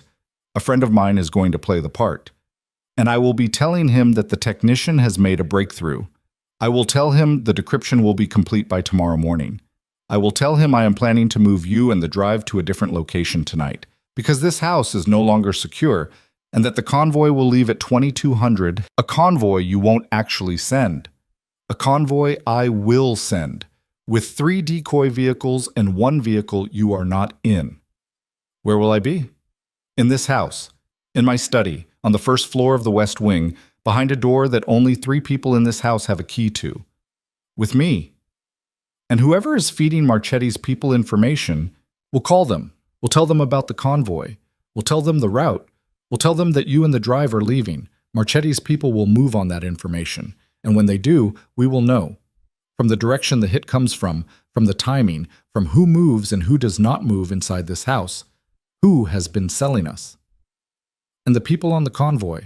The people on the convoy are my people, and they know what they are driving into. Every one of them. No one on that road tonight will be there without knowing. That is not negotiable for me, Elara. I do not put men in cars as bait without telling them what they are. Do you understand that? I understand. Good. And the people who hit the convoy, some will live, some will not. That will depend on them. And the rat. Raphael's jaw moved very slightly. The rat, he said, is going to have a very long night. Vincenzo was watching her carefully. She could feel it. She did not meet his eyes. She kept looking at Raphael. What do you need me to do? She said. I need you to be somewhere today, he said, visibly. I need every guard in this house, every man on my detail, to see you alive and healthy and in the East Wing at lunch. I need them to see you in the library with Vincenzo at 2. I need them to see you walking the South Terrace at 4. I need you to be a presence in this house, Elara, so that when 2200 comes and the convoy leaves, and the rat sees the middle car with your bodyguards and the blacked-out windows, he believes you are in it. That's it. That's it. The hard part is what you are not going to do. You are not going to tell anyone. Not Serafina. She does not know about this plan, and she is not going to know. Not the girl who cleans your rooms, not the young man who serves your lunch. Nobody. You're going to go about your day like a woman waiting to be moved. And at 9:30 tonight, you are going to come to the West Wing through the back stairs. Vincenzo will collect you, and you are going to sit with me in my study, and you are going to wait. You will hear the convoy leave. You will hear, perhaps an hour after that, what happens to it. And depending on what happens to it, we will move. Move how? Depends on what we learn. All right? Elara. What? I need to ask you once more. You do not have to do this. Are you going to do it if I say no? I'm going to find another way, yes. Is the other way slower? The other way is considerably slower, and the rat will have considerably more time to do considerably more damage in the meantime. Then there isn't another way, she said. Let's do this one. There was a very short silence. All right, Raphael said. Vincenzo stood. He buttoned his jacket. He looked at her, and for the first time she saw, plainly, the resemblance between the 2 men. It wasn't the eyes, it was the way they went still when they had decided something. "It was a pleasure, Miss Vance," he said. "Was it?" "It was informative." He left. Raphael stayed where he was, on the edge of the chair, looking at her. "What?" she said. "Nothing. You have a face on. I have been told." "What is it?" "I had a speech prepared," he said, "for the part where you said no. It was a very good speech.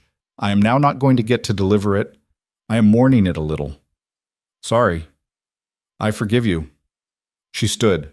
She did not know why she was smiling. She was smiling. It felt rusty. It felt like a thing she had last done a long time ago. "Where am I supposed to be at noon?" she said. "Lunch? The sunroom? Read something. Be seen. And at 2. In here, with Vincenzo. He will tell you a funny story, and you will laugh at it if he is funny, and if he is not funny, you will do him the kindness of pretending." "Is he ever funny?" "Sometimes." She was almost to the door. She stopped. She turned around. "Raphael." "Yes. If this goes wrong tonight, it isn't going to." "If it does?" "Elara, listen. If it does. If the rat is smarter than you think. If somehow you are the one in the wrong place at the wrong time. I need you to know." She didn't know how to say it. She had not meant to start saying it. He waited. She opened her mouth and closed it and opened it again, and finally she said, "I don't know what I'm trying to say. Just don't die." He was very still for a moment. "All right," he said. "All right? All right, Elara. I will try very hard not to." She went. She did not look back to see what his face did when the door closed, because she did not trust herself to see it. She spent the day being visible. She ate lunch in the sunroom with a book open and did not read a word of it. She walked from the East Wing to the library at 2 and sat with Vincenzo for 45 minutes, and he was funny, as it turned out, in a small, dry way. And she laughed at a story about the time he had been shot in the calf by a man who had immediately apologized and then bought him dinner. She walked the South Terrace at 4 with a long wool coat borrowed from Serafina. The light was already fading. The guards at the tree line saluted her, with a small movement that passes for a salute among men who are not supposed to acknowledge you. She nodded back. She kept her hands in her pockets. She tried to remember what her face was doing. At 5, she went back upstairs. She sat in her suite and did nothing. She had not understood how hard it would be to do nothing. Every few minutes, she found herself standing up, walking to the window, sitting back down. She tried to read. She read the same paragraph 6 times.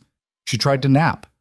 She lay on the bed and stared at the ceiling and thought about the men who were going to be in the convoy that evening, and the men who were going to be waiting for the convoy along the road, and the man, whoever he was, somewhere in this house right now, picking up a phone, making a call to Benedetti, handing over the route and the timing. She thought about Raphael in his study in the West Wing, preparing.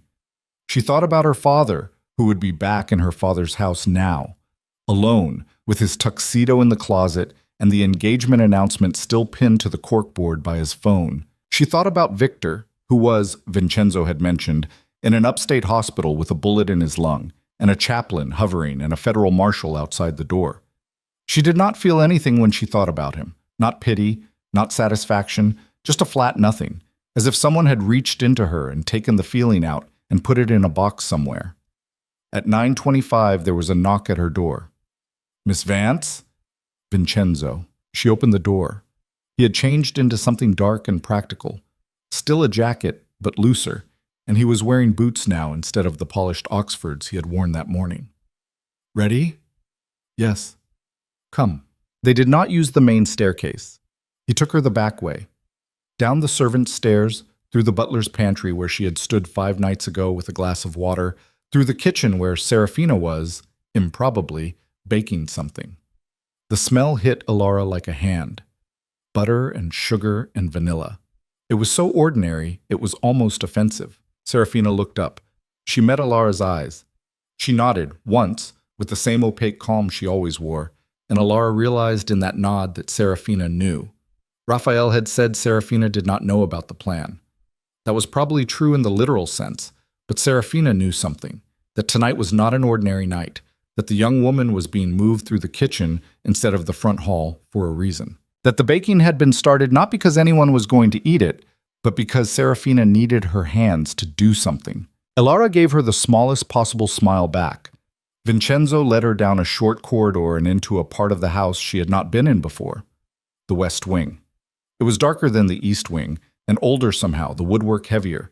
They passed 2 guards. Both of them stood aside. Neither said anything. At the end of the corridor was a door.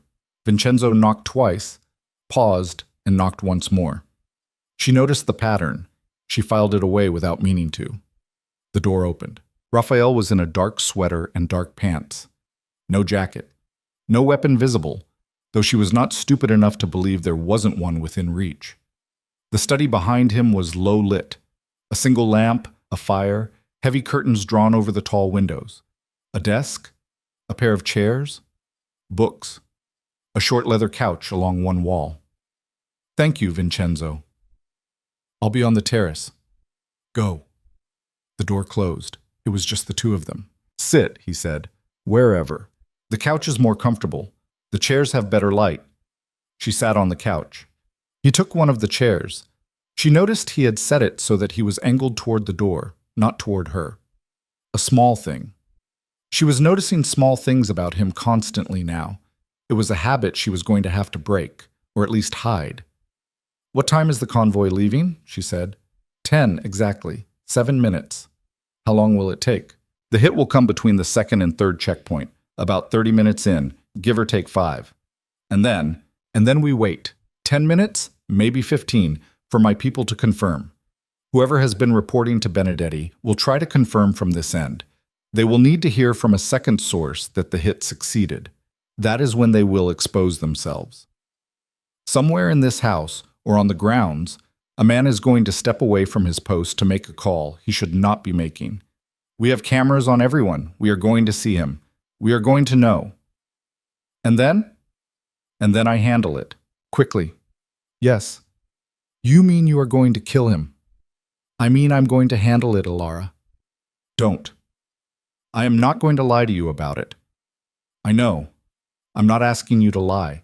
I'm asking you not to kill him. Not tonight. Not in this house. He looked at her. Why? He said. Because. That is not a reason. Because I don't. She stopped. She started over. Because I don't want to wake up tomorrow and know that there was a man in this house when I went to sleep and not when I woke up. I want to know that when this thing is over, if I walk out of this house, I walked out of a place where that did not happen. I don't want to spend the rest of my life knowing what you did for me in a room I wasn't in. That's the reason. That's the best I can do for you. Don't kill him here. Raphael did not answer right away. He looked at the fire for a long time. If I send him to the federal task force, he said finally, he is dead by the end of the week. Benedetti has people in the task force. You know this. I told you this. Handing him over is a slower execution. Then don't hand him over to them. Then who? Hand him over to a federal agent who is not in the task force. You know one. You have to. Somebody clean. Get the drive to that person. Get the rat to that person. Don't do it yourself. You are asking me not to settle my own account.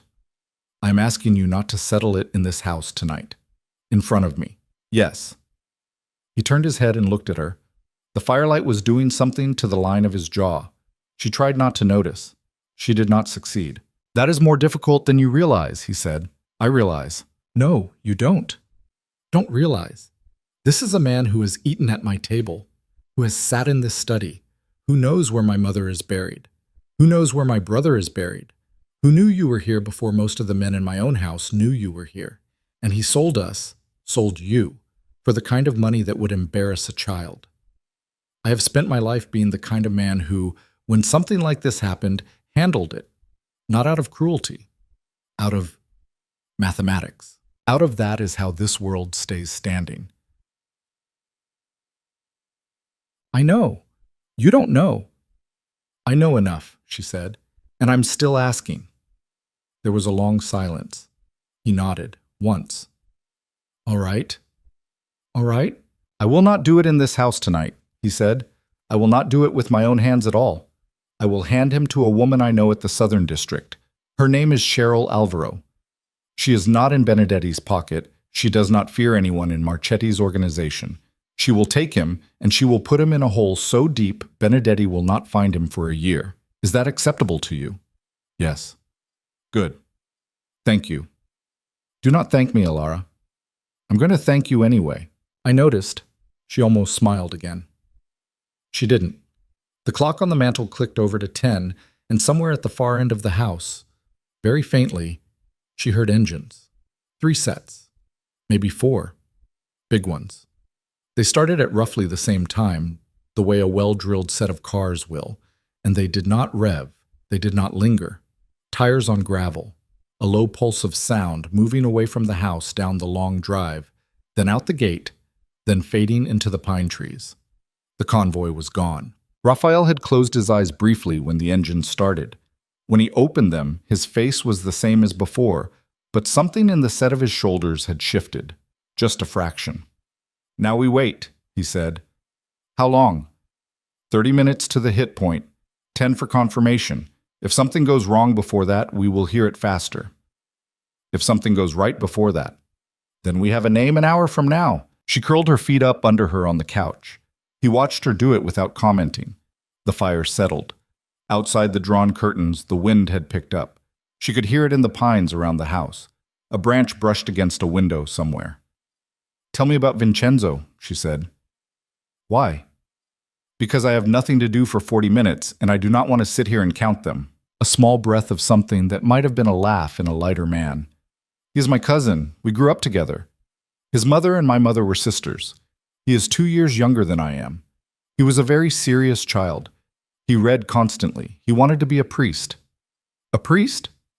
For about 6 months, when he was 14, then he met a girl at a summer festival and revised his plans. How did he end up here? He tried to leave. He went to Milan. He went to London. He worked in a bank for 2 years. He hated it. He came back. He said he could not be anywhere that he did not understand the rules, and that the rules in a bank did not make sense to him, and that the rules here made a terrible kind of sense. He is a better man than I am. He would tell you that is not true. He is wrong. And your brother? The pause was very small, but it was there. Matteo. Matteo. He was the one our mother loved best, he said. She would not have said so. She would have denied it. But he was. He was funnier than I was. He was kinder. He was the kind of person who would give money to a man on the street and then sit down on the curb and talk to him for an hour. He was going to go to law school. He had been accepted at Columbia. He had a girlfriend named Grace. She worked at a bakery in Astoria. He was going to propose to her in May. He died in April. She came to the funeral in a black dress, with flowers still on the cuffs because she had forgotten to change. I paid her rent for 6 years and she never knew it was me. She thought it was his old boss. She's married now, 2 kids. They live in New Jersey. I see her in the background of photographs sometimes. Raphael. Yes. I'm sorry. Do not be sorry. It is an old grief. It is weathered. It doesn't sound weathered. No, he said after a moment. I suppose it doesn't. She did not know what to do with her hands. She put them around a cushion. She held on to it. The clock ticked. 10:11. 10:17. At 10:22, the phone on his desk buzzed, twice, and went silent. He did not move for a moment. Then he stood, the motion neat and unhurried, and he went to the desk, and he picked up the phone, and he read what was on it. And she watched his face, and she saw in his face, in the brief second before he put the mask back on, a kind of relief that was almost violent. The hit came, he said, and your people, all alive. 2 injured, 1 serious. He will live. The other side, 4 in custody, 2 dead, 1 wounded and running. They are tracking him. We got Benedetti's cousin in the hit team. We got a truck with enough hardware in it to furnish an embassy. And we got a very thin smile, the first one of the night. A phone number in the pocket of one of the dead men that dials directly to a cell phone that is, at this moment, in the west wing of this house. You're sure? We are sure. We have had the number on a tap for 90 seconds. The man carrying that phone is currently in the corridor outside the wine cellar. He is pretending to fix a light fixture. He is about to receive a call from Vincenzo, who is going to be playing the part of a man who wants to know why there has been no radio contact with the convoy. And when the rat answers, he confirms himself. It is already done. The call is being made now. We are watching him on camera. She stood up without meaning to. She walked to the desk. She did not ask if she could. He did not stop her. On the monitor set into the side of the desk, she had not noticed it before. It had been dark. She saw a hallway in gray and white, and a man standing on a short ladder and a phone in his hand. He was talking. He was looking over his shoulder while he talked, checking the corridor. He was a man she had seen. She knew his face. He had been one of the men who had stood at the doorway the night she arrived. He had taken her father's name when her father's name had come up one time at dinner. He had refilled her water glass 3 nights ago. His name, she thought, was Piero. Piero, she said. Yes. He was nice to me. He was very good at his job, except for this. On the monitor, the man on the ladder finished his call. He hung up. He stepped down off the ladder. He put the phone in his inner jacket pocket. He looked at the camera. Not directly. He did not know the camera was there. And he straightened his tie, and he walked down the corridor. He walked, Alara realized, into 3 men who were coming around the far corner. He froze. He went for the phone. He went for his weapon. He got one hand on the grip. Vincenzo was the one who took him down. It was neat. It was unshowy. 2 men held the arms. Vincenzo took the weapon. Vincenzo took the phone. Vincenzo said something quiet and brief into the man's ear. Piero's face, on the monitor, did something terrible. He did not beg. He did not shout. He simply went very still, and his mouth moved, and she thought he was saying a name. A woman's name, maybe. Not a curse, just a name. Raphael turned off the monitor. It's done, he said. Where are they taking him? To a room with no windows. And then I make a phone call to a woman named Cheryl Alvaro at home, because she is in bed. It is late, and I tell her I have a gift for her. And tomorrow morning, before the sun comes up, there is a car at the end of the drive, and Piero is in it, and the drive is in it. The real drive, not the copy. And my hands are out of it, and the rest of it is not my story anymore. And Marchetti. Cheryl Alvaro is going to walk into the hospital where Victor Marchetti is at 6 a.m. tomorrow morning with the contents of that drive and 3 federal warrants and a very large coffee. By lunchtime, she will have a list of the people who need to be arrested before sundown. By dinner, the men who have been running this city for 20 years will be under the same roof, in handcuffs, giving their glasses to other men to hold. It will be on every news station in the country by the end of the week. No one will know, publicly, who broke it open. That is fine by me. I prefer it.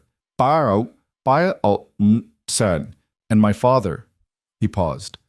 Your father, he said, did not appear on the drive. She let out a breath she did not know she had been holding. But there are things about your father, things he did to get himself into the position where a man like Marchetti could buy his daughter. He is not an innocent man, Alara. I know. He has been a foolish man. I know. He has not been a violent man. No. That is the only reason I have not yet spoken to him. She looked up at him. He was looking down at the monitor as if it were still on. You mean you're going to? I mean, he said, that when the dust settles, when Marchetti is in a cell, and Benedetti is in a cell, and Piero is in whatever corner of a federal holding facility Cheryl Alvaro finds fit for him, I am going to pay a visit to your father, in your father's living room, in a chair I believe I have sat in once before, at a dinner I attended under another name. You've been in my father's house? I have been in a great many houses, Elara. Doing what? At your father's house? Listening. He likes to talk at dinner. He likes to hear himself. I listened. What are you going to say to him? I am going to tell him, Raphael said, that you are not a thing that he owned, and that you were not a thing that he could sell, and that the next time a man comes to that house to buy his daughter, he is going to remember the face of the man who is sitting across from him tonight, and he is going to show that man to the door. And then I am going to leave. And he will never see me again. And he will not know that I paid his debts last week. She stared at him. You paid my father's debts. I paid them on Tuesday. All of them. All of them. Why? Because if I did not, Marchetti's creditors, the ones I have not yet handed to Cheryl Alvaro, would have come for him before the news broke, and they would have done things I did not want done. Because whatever he is your father. Because I could. And because he stopped.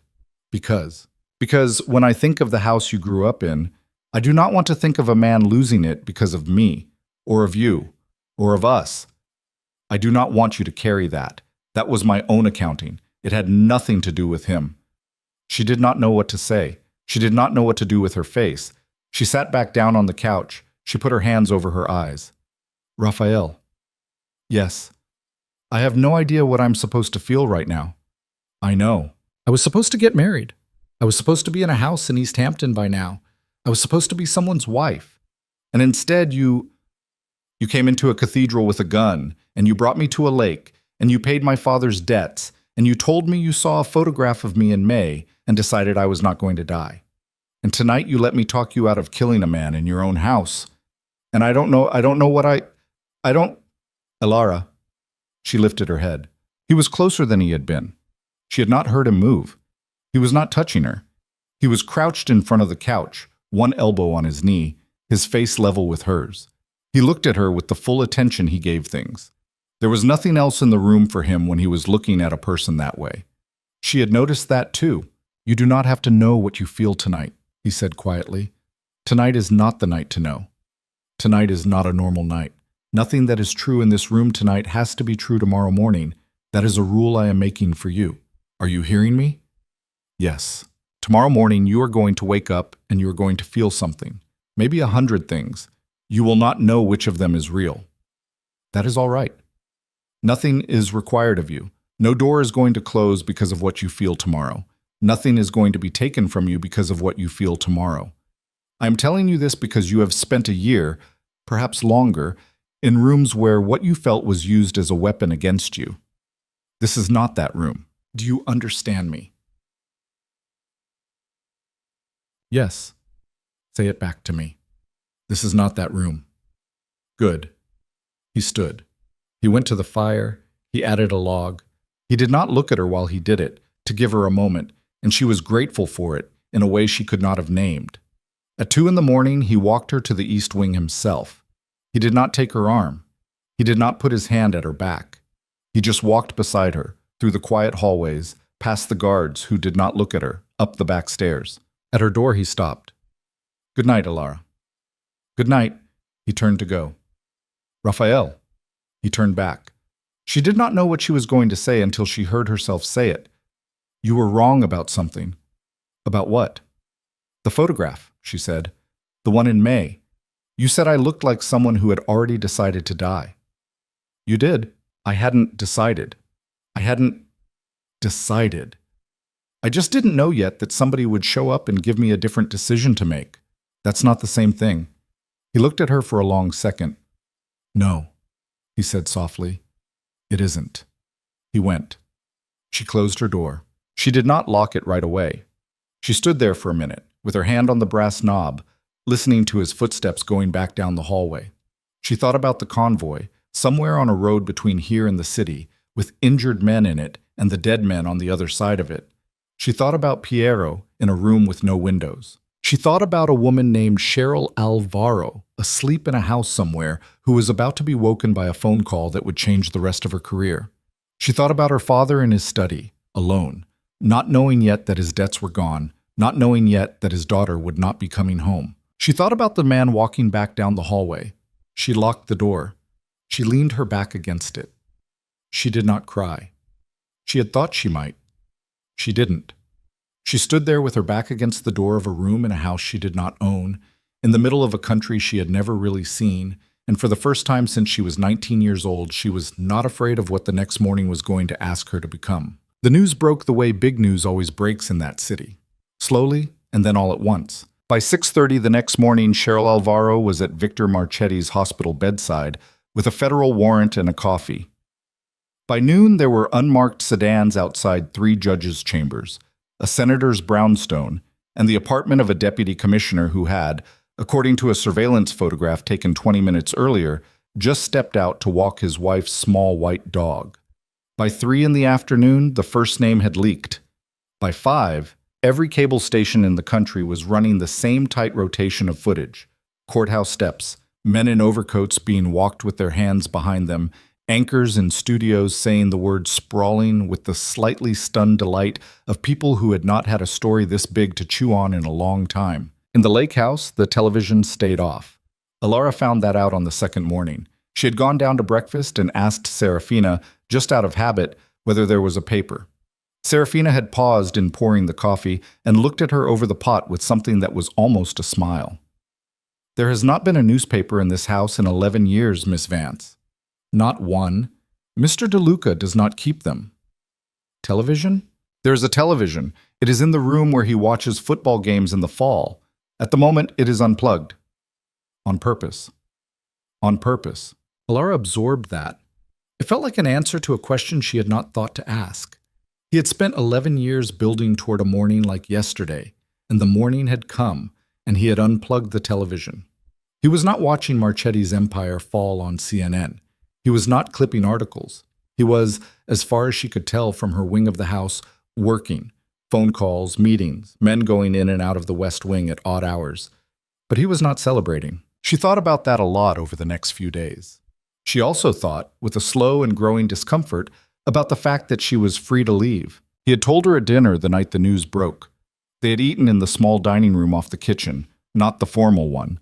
The two of them, a soup Serafina had made, bread, a bottle of something dark that Alara had only sipped at, and he had said halfway through the soup, without any particular weight on it, "The men at the gate have been told that starting tomorrow, if you go out, you are not to be followed." She had set her spoon down. Meaning you can leave the grounds. Meaning you can leave the house. A car is available to you. A driver is available to you. The gate will open whenever you approach it. If you wish to go to the airport, that can be arranged. If you wish to go back to your father's house, that can be arranged. If you wish to go somewhere no one knows, a hotel, a city, anywhere, that can be arranged, with money, with documents if you need them, with my help or without it. Just like that. Just like that. What changed? What changed is that yesterday the people who wanted you dead stopped existing as an organized threat. What changed is that your name is not yet public, and if you wish it to remain not public, we have the means to keep it that way. What changed is that the reason I took you out of that cathedral no longer applies. Meaning I was a means to an end. She did not mean to say it that way. It came out harder than she'd intended. His face did not change, but something behind it did. He picked up his wine. He put it down again without drinking. "You were never a means to an end," he said quietly. "You were also a means to an end. Those two things are both true. I'm not going to lie to you about it tonight of all nights, Alara. No, don't. I am telling you that you are free because you are free, not because I want you to leave. I am telling you because it would be dishonest of me to let another day pass in this house with you not knowing it. That is all." She looked down at her soup. The surface of it had gone still. Her appetite was gone. "Okay," she said. "Okay? Okay. I heard you. Are you going to leave? I don't know. All right. I'm not saying no. I'm saying I don't know.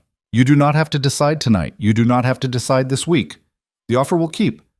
I just wanted you to know it was there. Okay?" She did not leave. Not that night. Not the next day. Not the day after. She did not tell herself she was staying. She simply did not leave, in the way a person does not do something they have not yet found the energy to do. She told herself, when she thought about it, that she was tired, that she had nowhere to go particularly, that the idea of her father's house, of walking through the front door and looking at the card table where the wedding gifts had been stacked and the doorway where her mother's photograph still hung, felt worse to her at the moment than staying in a stranger's mansion at the edge of a frozen lake. She told herself all of that. It was all true. It was not the whole truth. The whole truth was that something had happened in that small study with the fire on the night the convoy left, and she had not yet decided what to do with it. The house felt different after that night. The armed men at the edges of the lawn thinned out.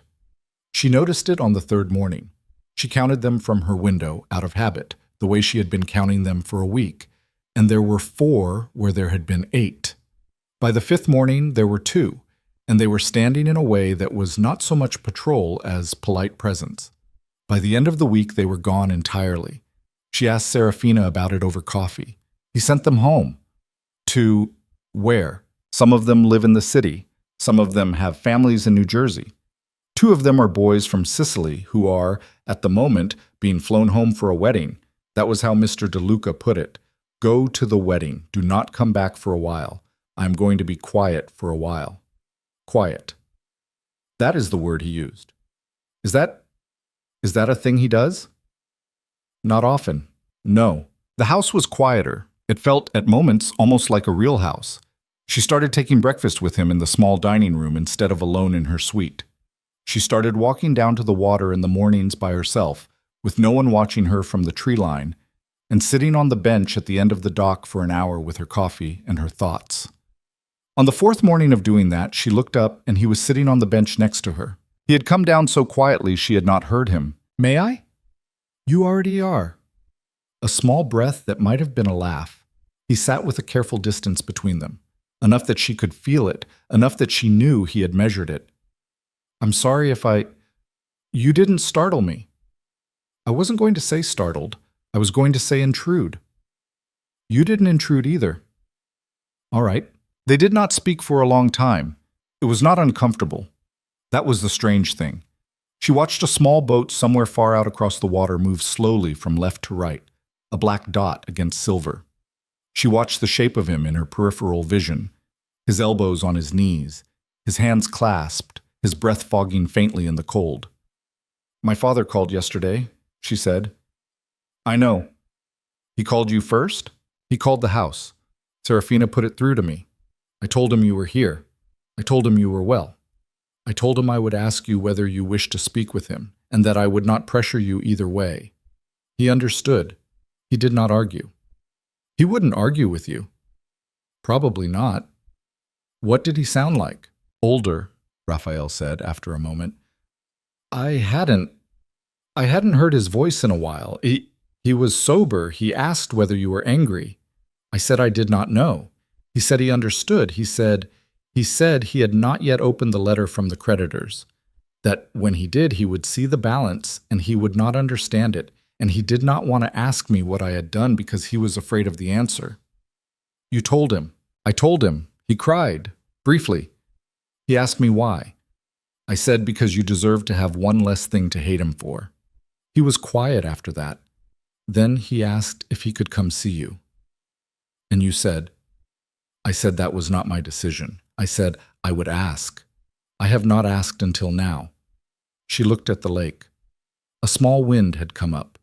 She watched it push the surface into little silver scales. I don't want to see him yet. All right, I want to see him eventually. Maybe next month, maybe the month after. I don't know. Right now I can't sit across from him. I would say things I'd regret. I will tell him. How will you say it? I will say, your daughter is not ready to see you. She does not know when she will be. She is well. She is safe. When she is ready, she will reach out herself. Thank you. He did not say, don't thank me. He just nodded once and looked at the water. They sat for a while longer. Can I ask you something? She said. Yes.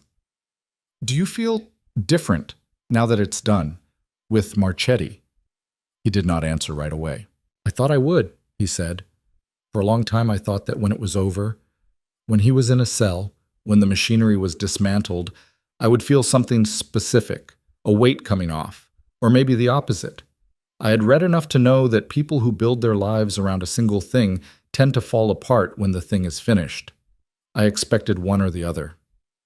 And neither.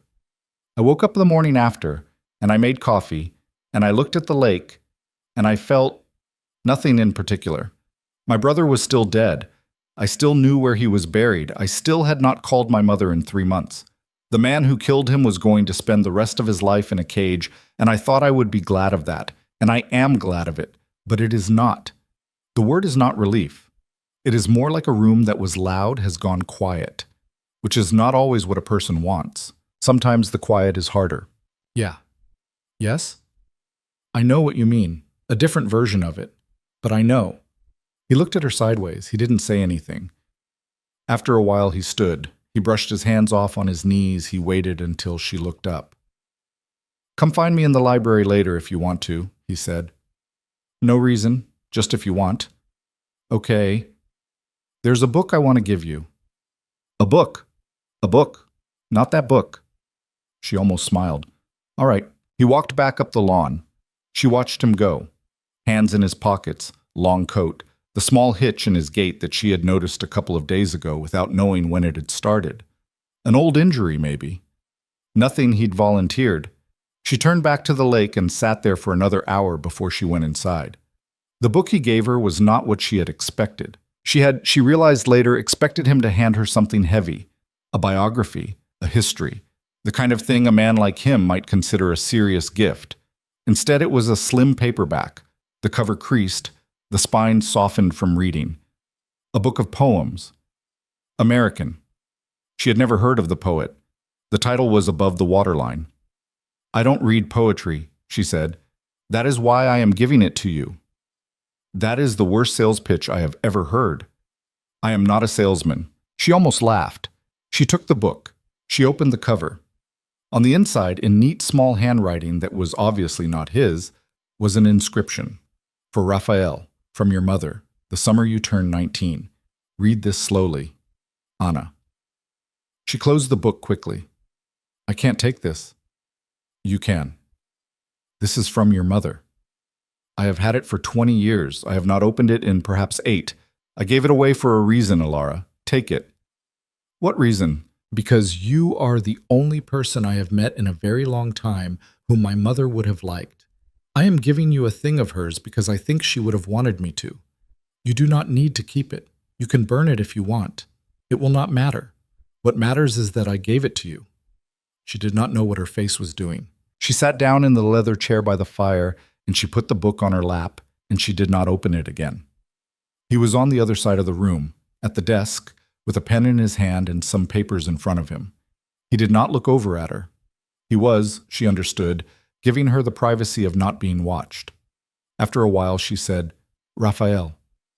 Yes. If I leave, what happens? He did not stop writing, but the pen paused. Meaning, do I still hear from you? Do I never hear from you? Do you check on me? Do you not? What is the shape of it? He put the pen down. He turned his chair slightly.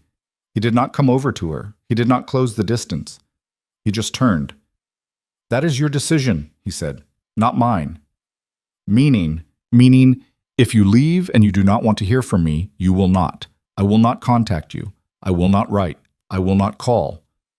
If 10 years from now we are both still alive and you do not want to have heard my name in all that time, you will not have heard my name in all that time. That is a thing I can guarantee, and I do guarantee it. If you leave and you do want to hear from me, that is a different conversation, and we can have it, and I will do whatever in it you want. What do you want? Alara. I'm asking. He looked at her. He took a long time to answer. She watched him think. She had never watched a man take this long to say a single true thing to her. I want, he said finally, to not be the reason you stayed in a place you did not want to be in. That is the thing I want most. Anything else is secondary to that. That's not an answer. I know. Give me the real one. The real one is not appropriate tonight, Alara. Why not?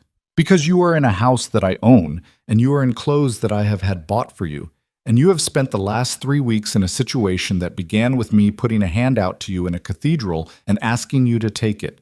Whatever I want, whatever I might want, is not a clean thing to hand to you. It is a thing with strings on it, whether I mean it to have strings or not. It is a thing you will not be able to look at honestly until you have been out of this house, without me, for long enough to know what you want.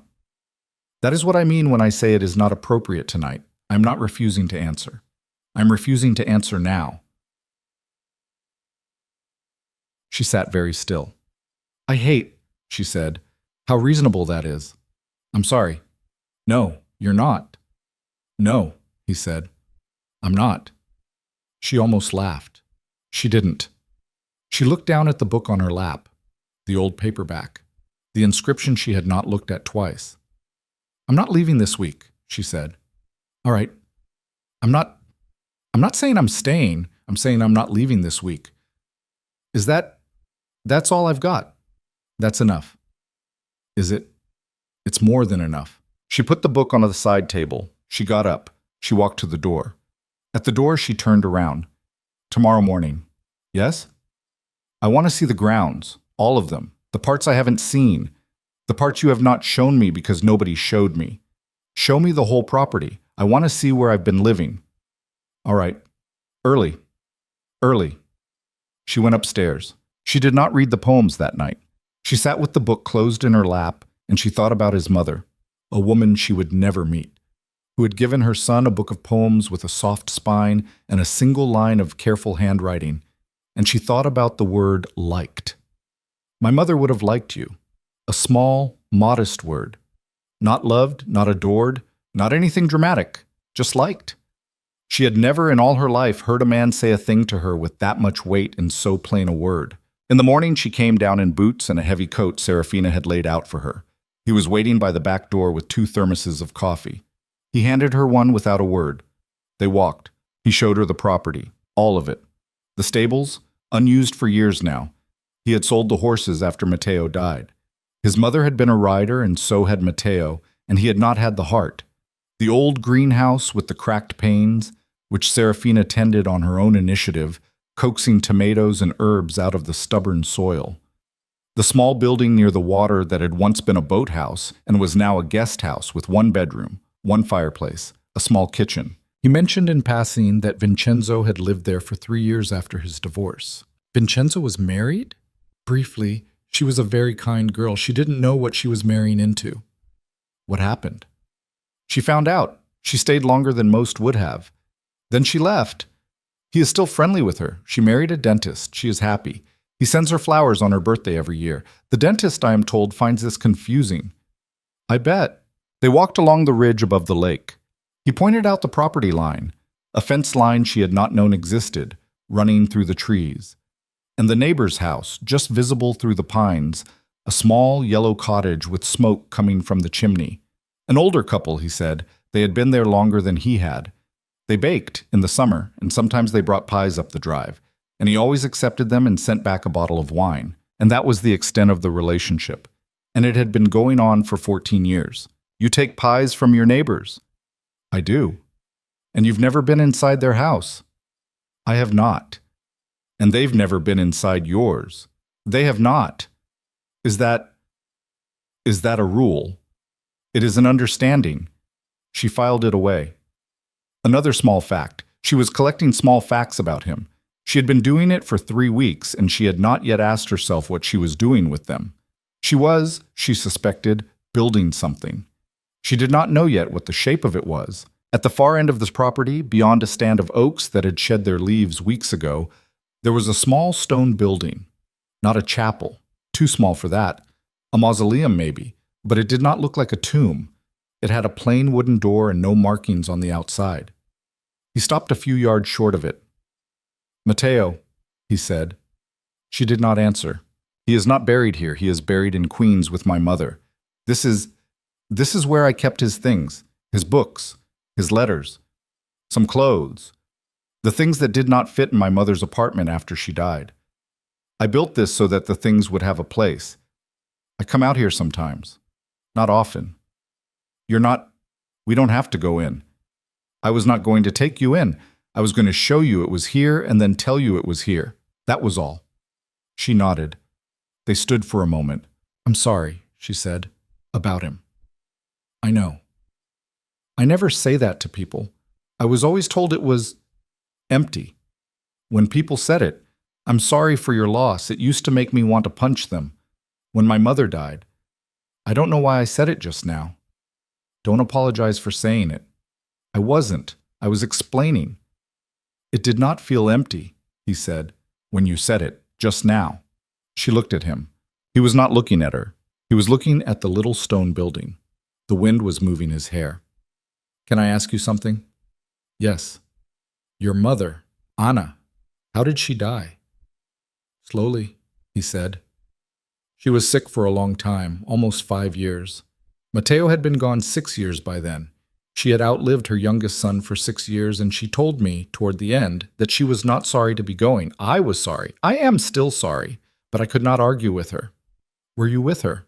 Yes. At the end, good. It was not good, but it was right.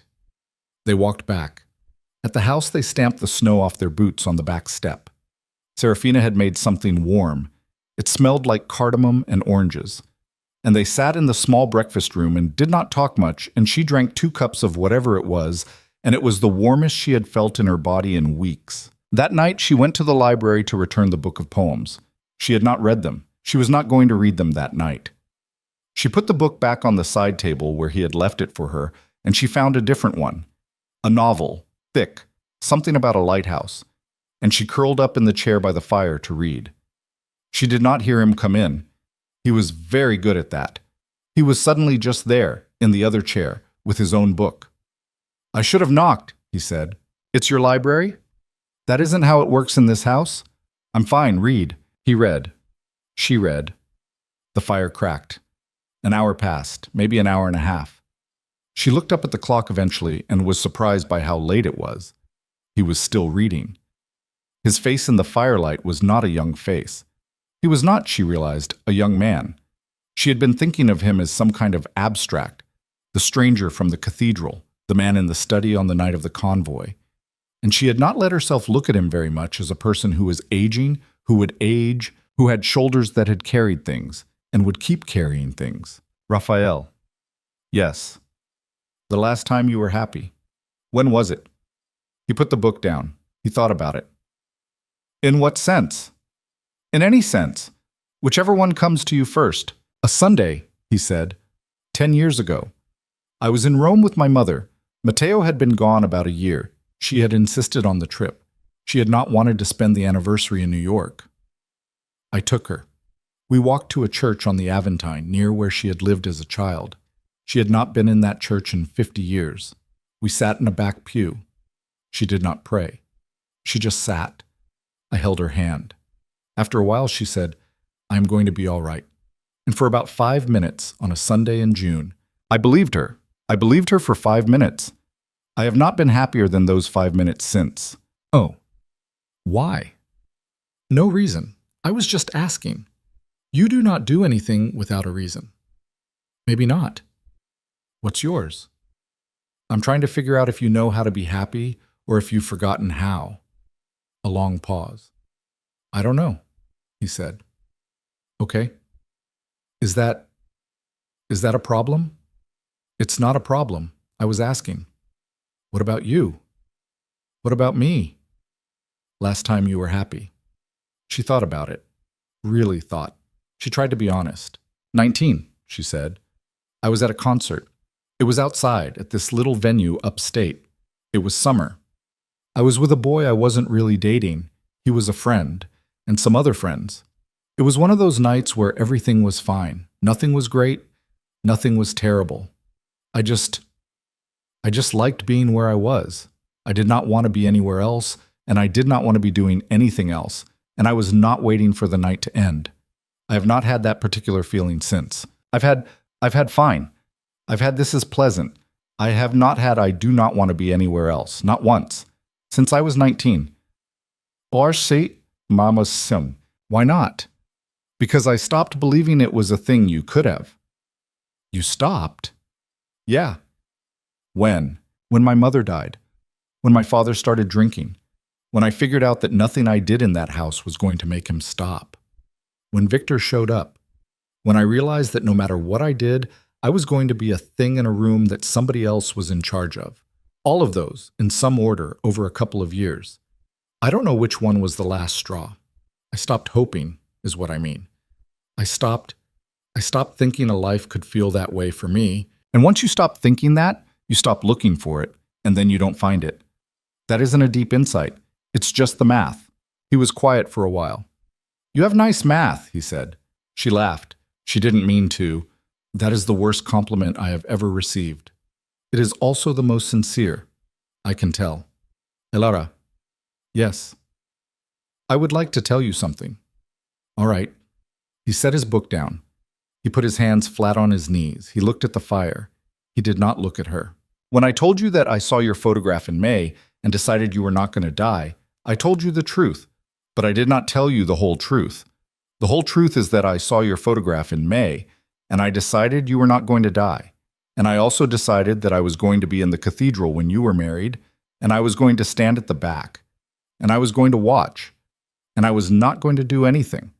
I was going to let it happen. I was going to let you marry him. I had already been putting the pieces in place to take him down. The wedding would have been a few weeks of inconvenience for you. And then you would have been a widow, and you would have been taken care of financially, and the world would have moved on. I had decided that. I planned that. For 6 months, I planned that. And then the morning of the wedding, I woke up at 5, and I sat on the edge of my bed, and I could not do it. He paused. I could not let you walk down that aisle, Ilara. I could not let you say the words. I could not let him put a ring on your hand. I sat on the edge of my bed for 2 hours trying to argue myself into it, and I could not argue myself into it. And at 7, I called Vincenzo and I told him the plan had changed. He was not happy. He had 12 hours to rebuild an operation. He did it. But he was not happy, and he was right not to be happy, because what I did was not rational, Ilara. What I did was not strategic. What I did was personal. I had no right to make it personal. It was your life, not mine. And I made a personal decision with your life, and it worked. And you are sitting in my library tonight, and I am telling you about it, because I promised you I would not lie to you again, and if I do not tell you this, I am lying to you by omission. And I would rather tell you and have you look at me like I have just confessed a crime than not tell you and feel it on my teeth every time we sit in this room together. That is what I wanted to tell you. That is all. She did not say anything for a long time. She looked at him. He was still looking at the fire. The line of his jaw was very still. His hands, on his knees, were not moving. Raphael. Yes. Look at me. He looked. You said I could not do it. Yes. You could have done it. You were going to. You decided you couldn't. Those are two different things. You keep describing the second one like it was a failure. It was. No. Ilara, no. Listen, it was a choice. You keep saying you made a personal decision with my life. You made a personal decision with your own life. You decided you were not going to be the kind of man who watched a stranger walk down an aisle to a monster when you had the power to stop it. That wasn't a crime. That was the first time in a long time you were not a man who did the cold thing because the cold thing worked. And I don't know how to tell you. I am not in this house because you made a mistake. I am in this house because you did not make one. Are you hearing me? I hear you. Do you believe me? I am trying. Try harder. He looked at her. She held his eyes. She did not blink. She thought about the photograph he had described, the one of her in the green dress at the restaurant, smiling, already having decided to die. And she thought about the morning he was describing now. A man sitting on the edge of his bed at 5 in the morning, trying to talk himself into letting her be alone with Victor Marchetti for the rest of her short life, and failing. She could not hold both things at the same time without something in her chest moving in a way she did not have a name for. Okay, she said. Okay? Okay, I heard you. Thank you for telling me. I'm not going anywhere. Not tonight, not this week. All right. Okay. Okay. She looked down at her book. She had at some point closed it. She didn't remember doing that. The room felt very small suddenly, and the fire felt very loud. I'm going to go upstairs, she said. All right. It's not because of what you said. I understand. No, listen. It's not because of it.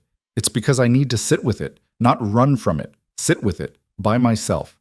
That's different. I want you to know the difference. I know the difference. Good. She stood. She hesitated at the door. She looked back. He was still in the chair. He had not moved. He was watching her the way he watched her when he did not think she could see him, not with any one thing in his face, just with all of him. Raphael. Yes. You were going to let me marry him. I was. And then you didn't. And then I didn't. Okay. She left. She lay in bed that night with her eyes open, and she did not read the poems, and she did not sleep for a long time. She thought about a man on the edge of a bed at 5 in the morning. She thought about her own mother, who had left her a handwritten note that said, I'm sorry.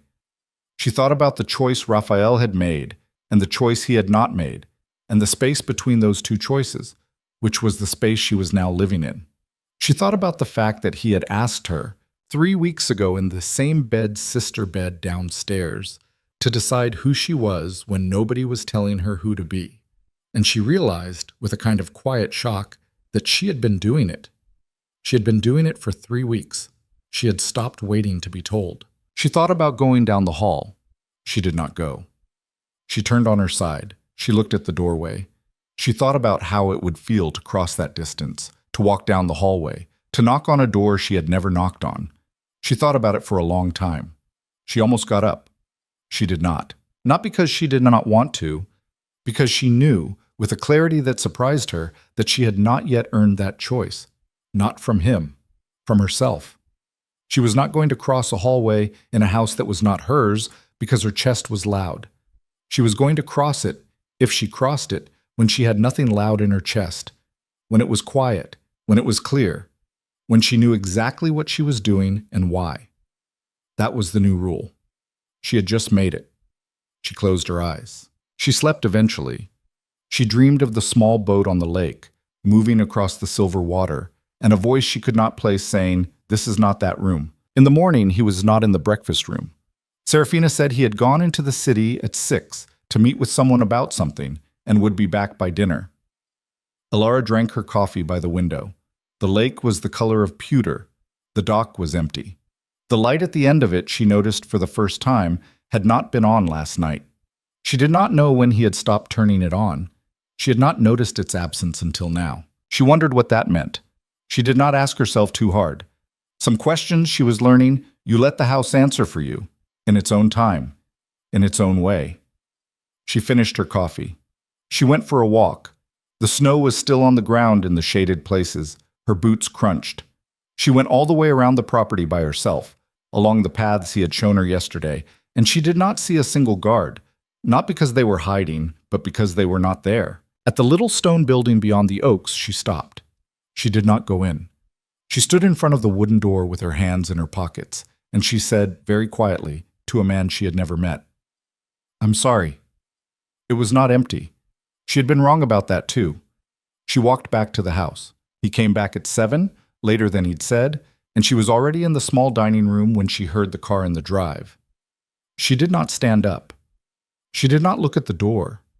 She sat with her hands around a glass of water, and she listened to the sounds a house makes when the person it was built for comes home.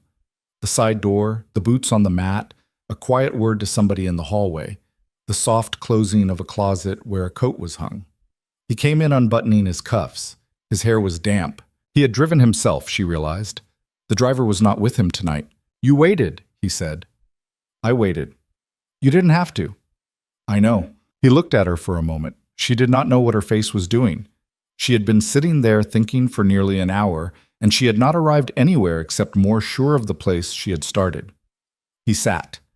Serafina came in with the food, something simple, a pasta with oil and garlic and flakes of pepper, a salad that was mostly leaves, and she set it down without making small talk, and she left without making small talk, and Alara understood, without needing to be told, that Serafina had decided something in the last few days and had decided to stop being present in a way that asked anything of the two of them. She was leaving them alone.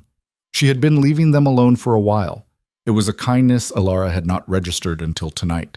"How was the city?" Alara said. "Tedious, necessary. I spoke with Cheryl Alvaro for 90 minutes. I signed some papers. I ate a sandwich in a parking garage.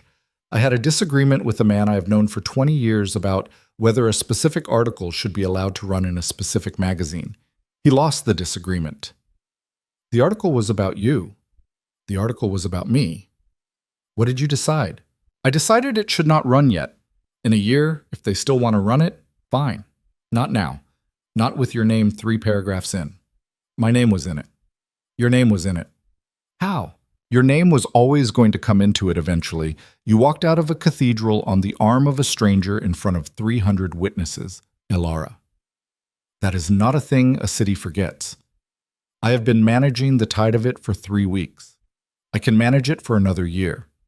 After that, you will need to make your own peace with what the public decides about you, because I cannot hold the whole ocean back forever. That is one of the things I wanted to talk to you about tonight. Okay, but not during dinner. All right, they ate. It was a good meal. She had not been this hungry in days. He noticed, she saw him notice, and he did not comment on it, which she appreciated. He poured her a glass of wine, and she drank half of it. He drank a little more than that. Neither of them drank enough to dull anything. She told him about her walk, about the little stone building. She did not tell him what she had said to his brother's door. She did not know yet whether that was something she was going to tell him. She thought she probably would, eventually. Not tonight. After dinner, he said, "There is something I did not do yet that I want to do tonight, if you are up for it." "What?" "I want to talk to your father." She put her wine glass down. "Now?" "On the phone, briefly, with you in the room. Not on speaker. I want to say what I came to say without making him feel watched. But with you in the room, so that when it is done, you will know exactly what was said, and you will not have to wonder.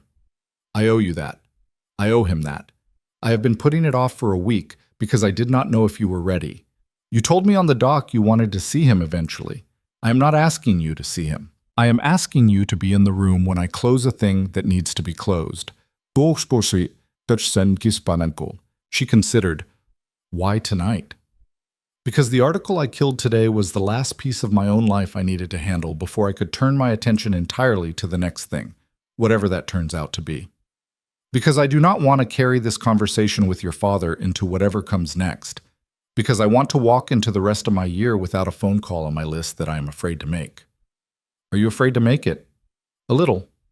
"Why?" "Because I am afraid I am going to be crueler than I should be, and you are going to hear it, and I am not going to be able to take it back." "Then don't be crueler than you should be.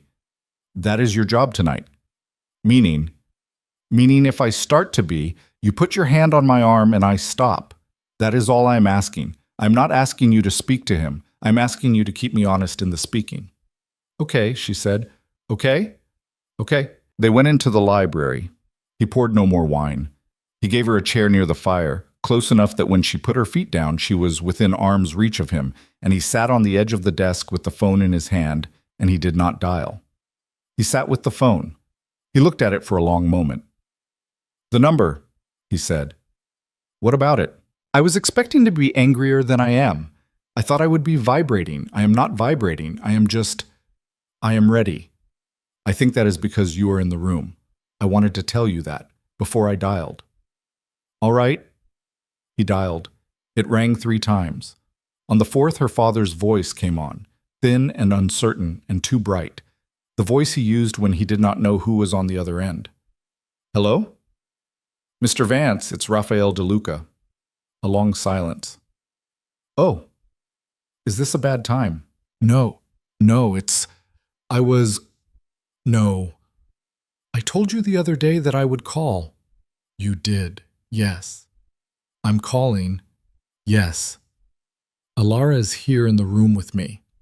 You are not on speaker. I am not going to put you on speaker.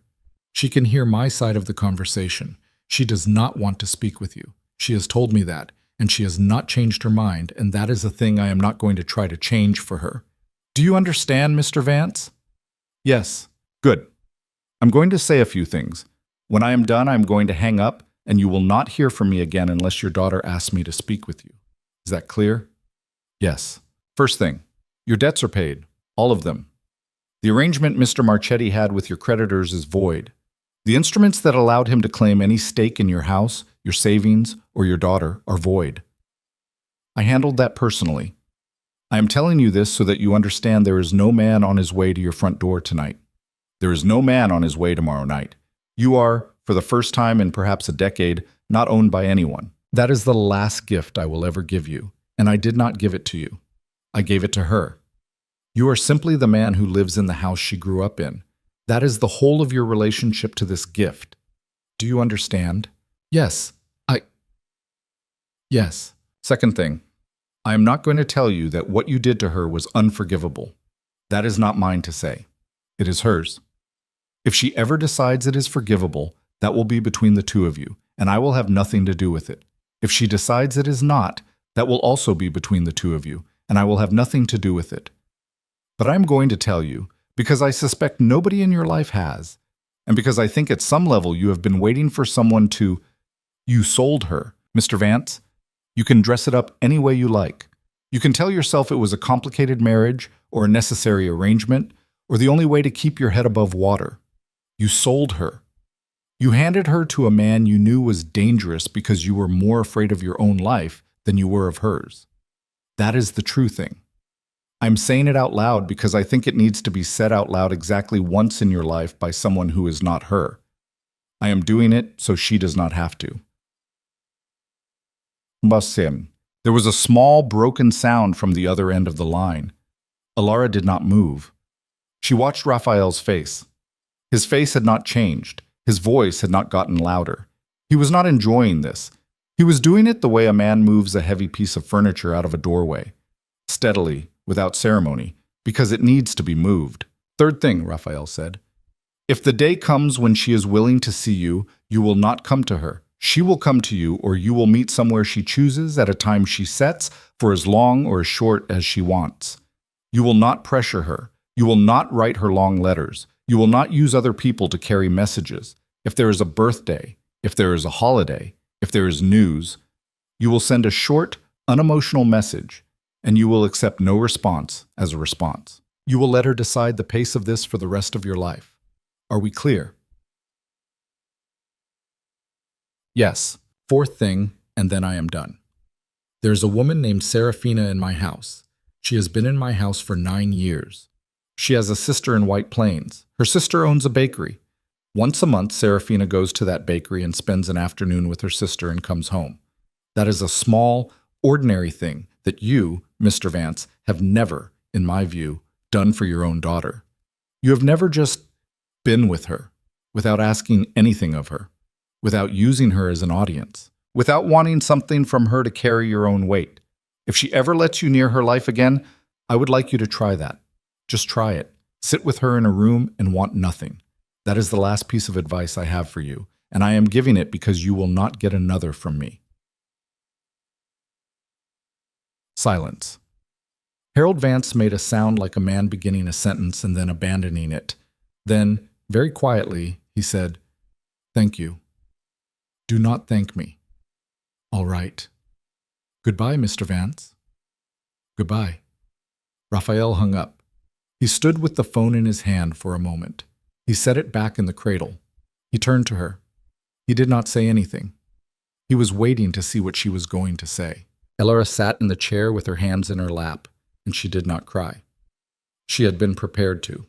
She had told herself on the walk to the library that she might, and that if she did, it was all right. She was not going to be ashamed of it. She did not.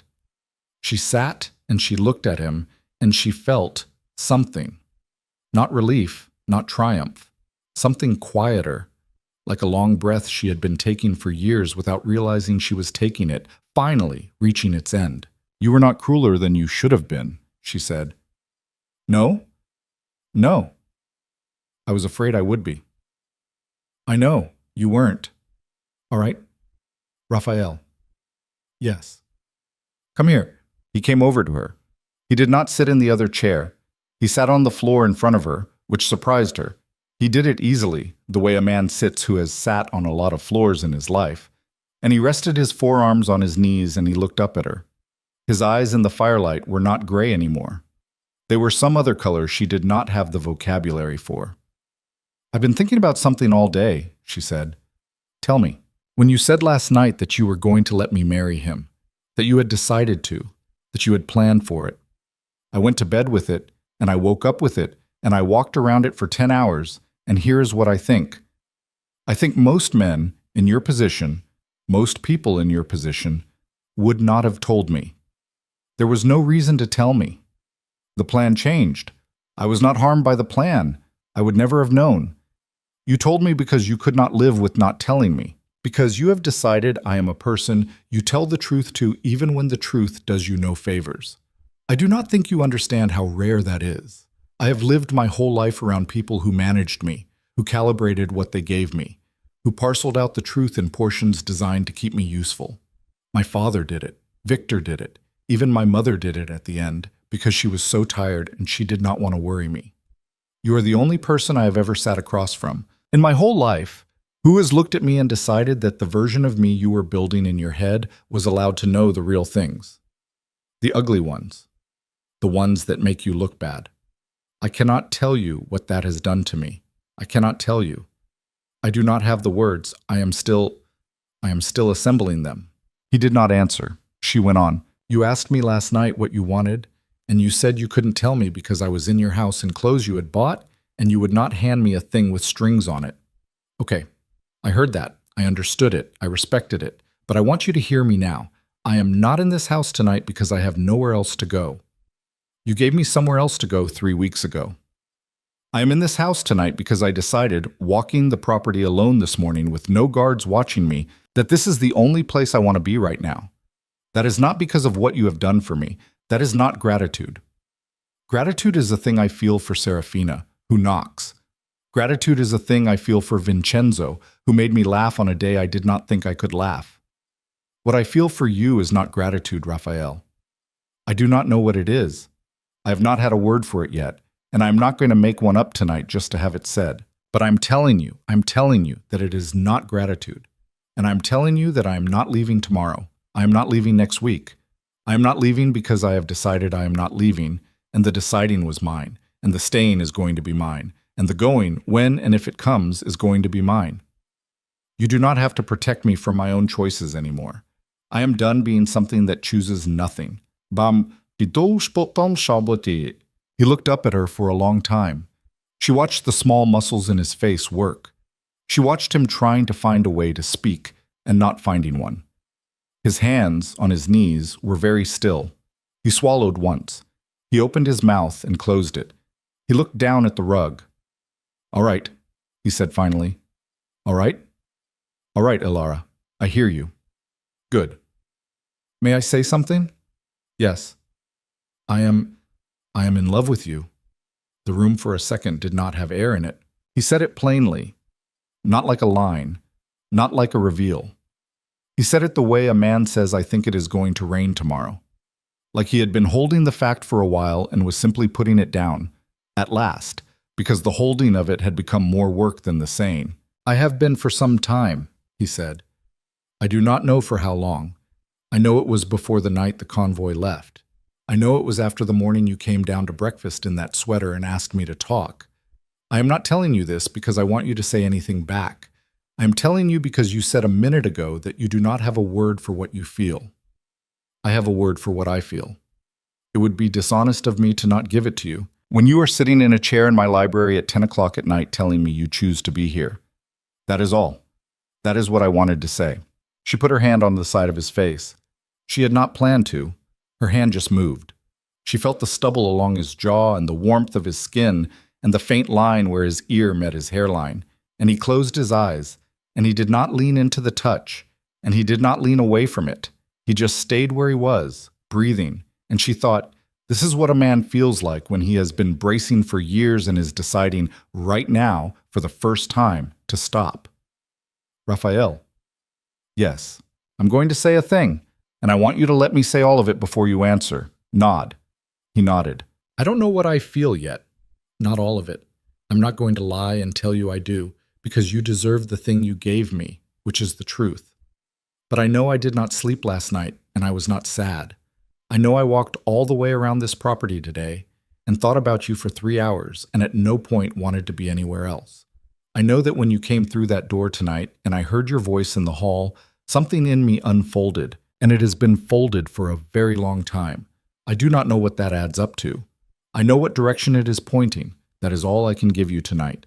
She took her hand back slowly because she wanted to see his face. Is that enough? She said. Yes. Is it? It is enough tonight. It is enough for a long time. I am not... He looked up at her. His eyes were wet. It was barely noticeable. She noticed. I am not rushing you anywhere, Ilara. I have been waiting for you to be free long enough that I am in no hurry for anything. I'm only glad that we are in the same room tonight. That is already more than I expected. Okay. Okay. He stood. He was careful not to make it feel like an ending. He offered her a hand. She took it. He helped her up out of the chair. They stood there for a moment, his hand around hers, not moving. It was not a romantic moment. It was something more unsettled than that, more tentative, and for that reason more important. It was two people standing in the middle of a room that had finally become theirs to stand in. "I'm going to walk you upstairs," he said. "Good. Not because I think anything is going to happen at the top of the stairs. I know. Because I want to walk you upstairs. I know, Raphael." They walked upstairs. At her door, he stopped. She turned. He was a foot away. Not more. She could feel the heat of him. She could smell whatever he used. Something clean, almost herbal, like his car had smelled the night he took her out of the cathedral. She had not consciously remembered the smell. Some part of her had remembered. Some part of her had been remembering it for weeks. She lifted her face. He leaned in. He kissed her once, very gently, at the corner of her mouth. Not on the mouth. At the corner of it. It was the most restrained and the most ferocious thing she had ever felt a man do. She did not move. She could feel the tension in him, the absolute shaking restraint of it, the long muscle of a decision being held, and she understood, without his having to say it, that he was giving her back the exact choice he had taken from her at the altar, that he was saying, without words, "You have not chosen yet. Choose later, with clearer eyes, without my hand on you." He stepped back. "Good night, Ilara."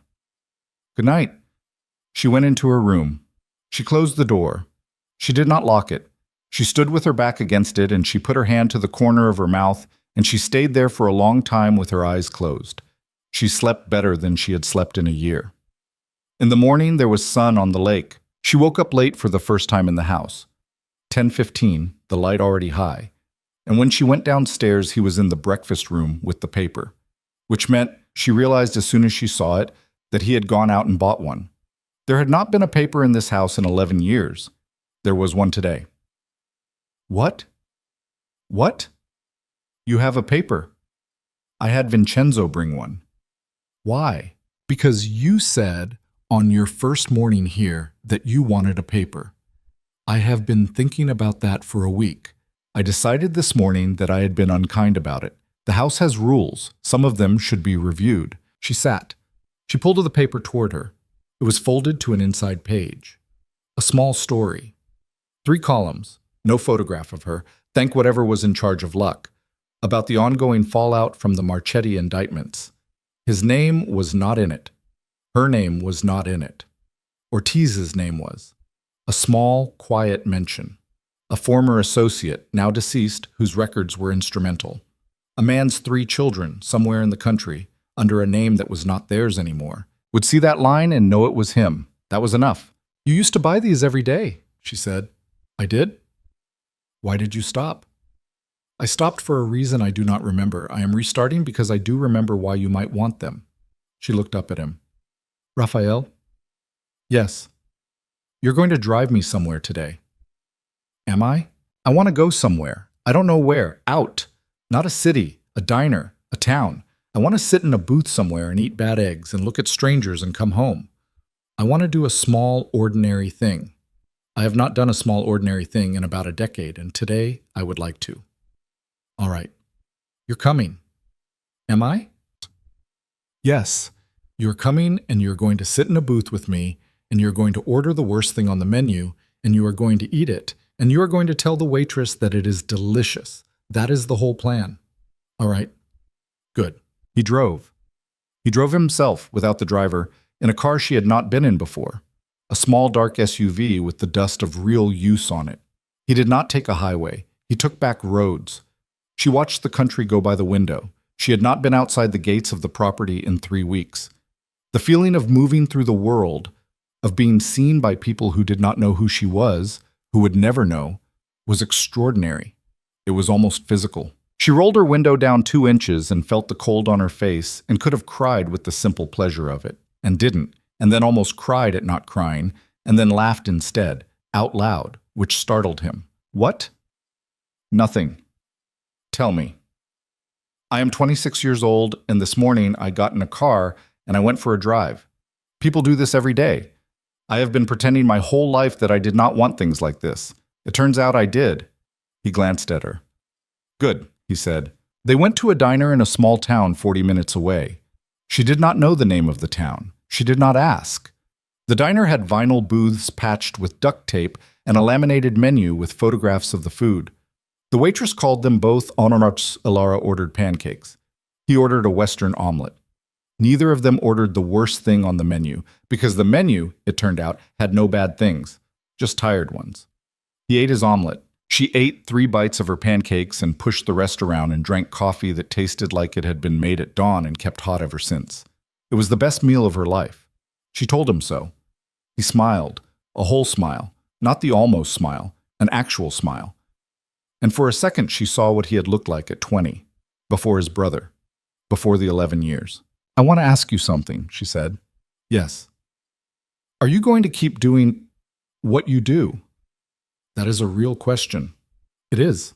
He sat back. He thought for a while. "I'm going to keep a version of what I do," he said. "The parts of it that are businesses, shipping, real estate, some investments I am not going to explain in a diner. The parts of it that are not businesses, I am winding those down, quietly, carefully. It will take a year. Some of it will take longer. Not because I have suddenly become a good man, Alara. I want to be clear about that. I am not a good man. I am a man who has spent 30 years building a life around a single dead brother, and the brother has now been more or less avenged, and what is left is what is left. I am not going to pretend there is a version of me that is soft. I am saying that the things that required me to be a specific kind of hard, those were specific, and they are over, and I am going to spend the next few years finding out who I am in the absence of them. That is as honest an answer as I have. Okay, does that worry you? Some, yes. All right, that's fair. But it's not a deal breaker. All right, I am not naming what we are, she said. I am telling you what it is not. It is not a deal breaker. That is the only promise I can make today, and I am making it. That is an enormous promise, Alara. Is it? For me, yes. Okay, then take it. I am taking it. They drove home in the afternoon. The light was long and gold on the pine trees. The lake, when they came around the last bend of the drive, was burning with it.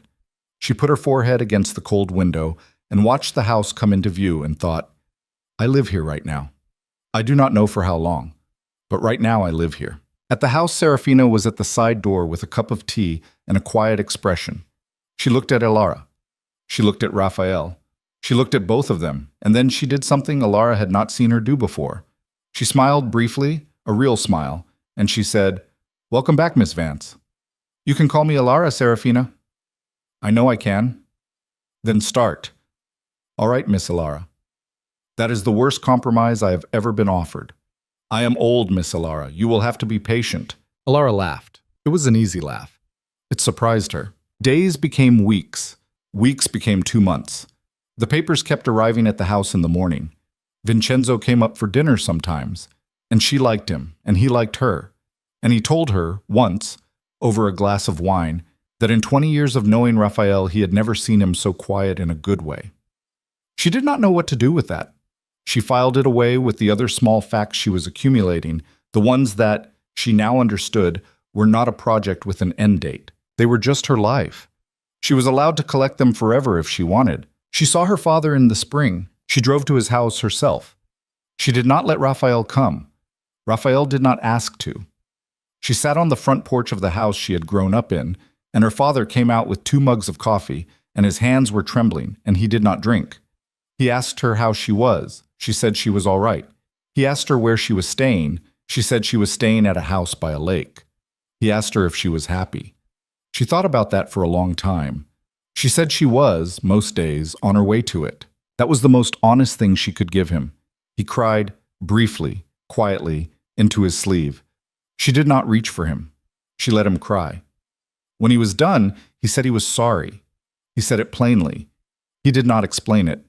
She said, I know. That was all she gave him that day. It was more than either of them had expected. She drove away at 3, and she sat in her car at the end of his street for a while before she turned the key, and she thought, I can do this again sometime. I do not have to do it again soon. That was enough to know. When she got back to the lake, it was almost dark. He was on the dock. He was sitting on the bench at the end of it, the way she had used to sit there, with his elbows on his knees and his hands loose between them. He did not turn around when he heard her. She walked the length of the dock.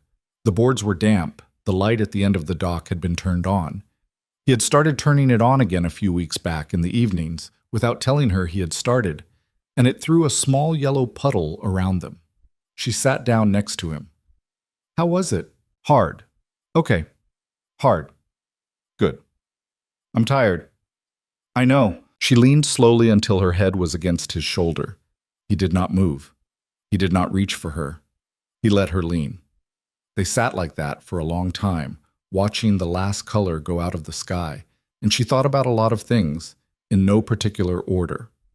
Her mother, her father, Daniel Ortiz reading a book about patience on a train, Mateo De Luca in a car going into a river, a girl in a green dress at a restaurant in May who had already decided to die, a man on the edge of a bed at 5 in the morning deciding he was not going to let her. She thought about how many kinds of cages there are, how many you get locked into without noticing, how many you help build for yourself, and how the opposite of a cage, it turned out, was not the absence of walls. It was the presence of a door you could walk through either way, whenever you wanted. That was the thing she had not understood at the altar. That was the thing she understood now. Raphael. Yes. I'm not going anywhere. He was quiet for a long moment. I know, he said. You know. I have known for a little while. How? Because you have stopped saying you are not going anywhere. When you said it at the beginning, it was always a question. It stopped being a question a few weeks ago. I did not want to point it out in case you had not noticed. I noticed this morning. All right. Is that a problem? Elara? Yes. That is not a problem. He turned his head. She lifted hers from his shoulder. She looked at him. His face was close. Not as close as it had been at her door 2 months ago. Not as far as it had been in the cathedral. Somewhere in the middle. The right distance. She closed it. She kissed him. On the mouth this time, and for more than a second. He did not move for a moment. Surprised, she realized. Actually surprised. And then he did. And his hand came up to her cheek, and his palm was warm, and he did not rush, and she did not rush. And when they broke apart, her forehead was against his, and he was breathing a little unevenly, and she was smiling, and he was almost smiling. The almost smile that had become, over the course of 2 months, a smile she saw more often than she did not. Okay, she said. Okay. That was my choice. I know. I am telling you anyway. Thank you for telling me. You're welcome. He laughed, just once. A short, startled laugh. It was a very good sound. It was the kind of sound you wanted to hear a man make. They sat on the dock a long time. Eventually, the cold got into her coat, and he felt her shiver, and he stood, and he put his hand out, and she took it, and they walked back up the lawn to the house. She thought about the first time she had taken his hand, in a corridor in a cathedral, in a dress that was still in some landfill somewhere, with 300 witnesses on the other side of a door, and a man she had been about to marry bleeding on the floor behind her. She thought about how she had taken it then, because she did not believe she had another choice. She thought about how she was taking it now, because she did, and had many, and had chosen this one again and again and again for 2 months, and would keep choosing it tomorrow, probably, and the day after that, probably, until the day she chose otherwise, which she might or might not, which was the whole point. Inside, Serafina had lit the fire in the library. She had also, Alar noticed, laid out 2 books on the low table. The book of poems, above the waterline, the one he had given her, and a new one, a novel, its cover unbroken. Somebody was going to read one of them tonight. Neither of them had decided which yet. She took off her coat. He took off his. They sat in the 2 chairs by the fire that had become, without discussion, their chairs. He picked up the novel. She picked up the poems. She opened to the first one. She read it slowly. She read it again. She did not know if it was good. She knew it had been chosen for her 20 years ago by a woman she would never meet, and given to her now by a man who had told her the truth when it cost him. And that was enough for it to be worth reading once. She looked up. He was looking at her. What? Nothing. Raphael? I am happy, he said quietly. That is what the expression is. I was trying to remember. I was looking at you and I was trying to remember. I remembered, that's all. Oh, is that all right? Yes, she said. That is all right. She turned the page. Somewhere outside, the light at the end of the dock was still burning. Somewhere inside, a woman who had once been walked down an aisle toward the rest of her small, souled life was sitting in a chair by a fire in a house she had chosen. Next to a man she had chosen, reading a book by a poet she had not yet decided about, with the whole evening ahead of her, and the morning after it, and the morning after that, and every morning after that, for as long as she wanted and no longer. And the choosing, every day, the choosing, all of it, finally, hers. She was not trapped. She had never been less trapped in her life. And in the small private space behind her ribs where she had once kept a girl in a too-tight wedding dress trying not to scream, there was now only the quiet hum of a person who had walked out of one life and had taken, slowly, carefully, on her own terms, the trouble to build another. It was not a perfect life. He was not a perfect man. She was not a perfect woman. They were going to fight, she understood. They were going to hurt each other at some point in ways that would cost both of them. That was what it meant to be two people who had decided to stay. She looked at him over the top of the book. He felt her look. He glanced up. What? Nothing, she said. I'm glad I'm here. I'm glad you're here too. Good. Read your poem, Ilara. I am. Good. She read her poem. Outside, the night settled over the lake, and the light at the end of the dock kept burning, steady and small and chosen, and somewhere in the country the last pieces of a broken empire were quietly being filed into boxes by people she would never meet. And somewhere in another city, a man who had once put his hand around her wrist like a collar was learning, for the first time in his life, what it felt like to lose. And somewhere in a house in New Jersey, a woman named Grace, with flour on her cuffs, was putting her children to bed without knowing that a man she had loved at 22 had been quietly paid for all these years by his brother, who had just, that afternoon, made his last payment on her rent because he no longer felt he had to. All of it was going on. All of it was always going on. In the library by the lake, a woman turned a page and a man turned a page, and neither of them said anything, and neither of them needed to. The fire burned down. Neither of them got up to fix it. That, she understood finally, was what happy looked like. Not a moment. Not an arrival, just a room you had chosen, and a page you turned, and the freedom, quiet, ordinary, endlessly surprising, to stay exactly as long as you wanted, and to leave the moment you didn't, and to know, with absolute clarity, that no one in the world would stop you either way. She turned another page. She stayed.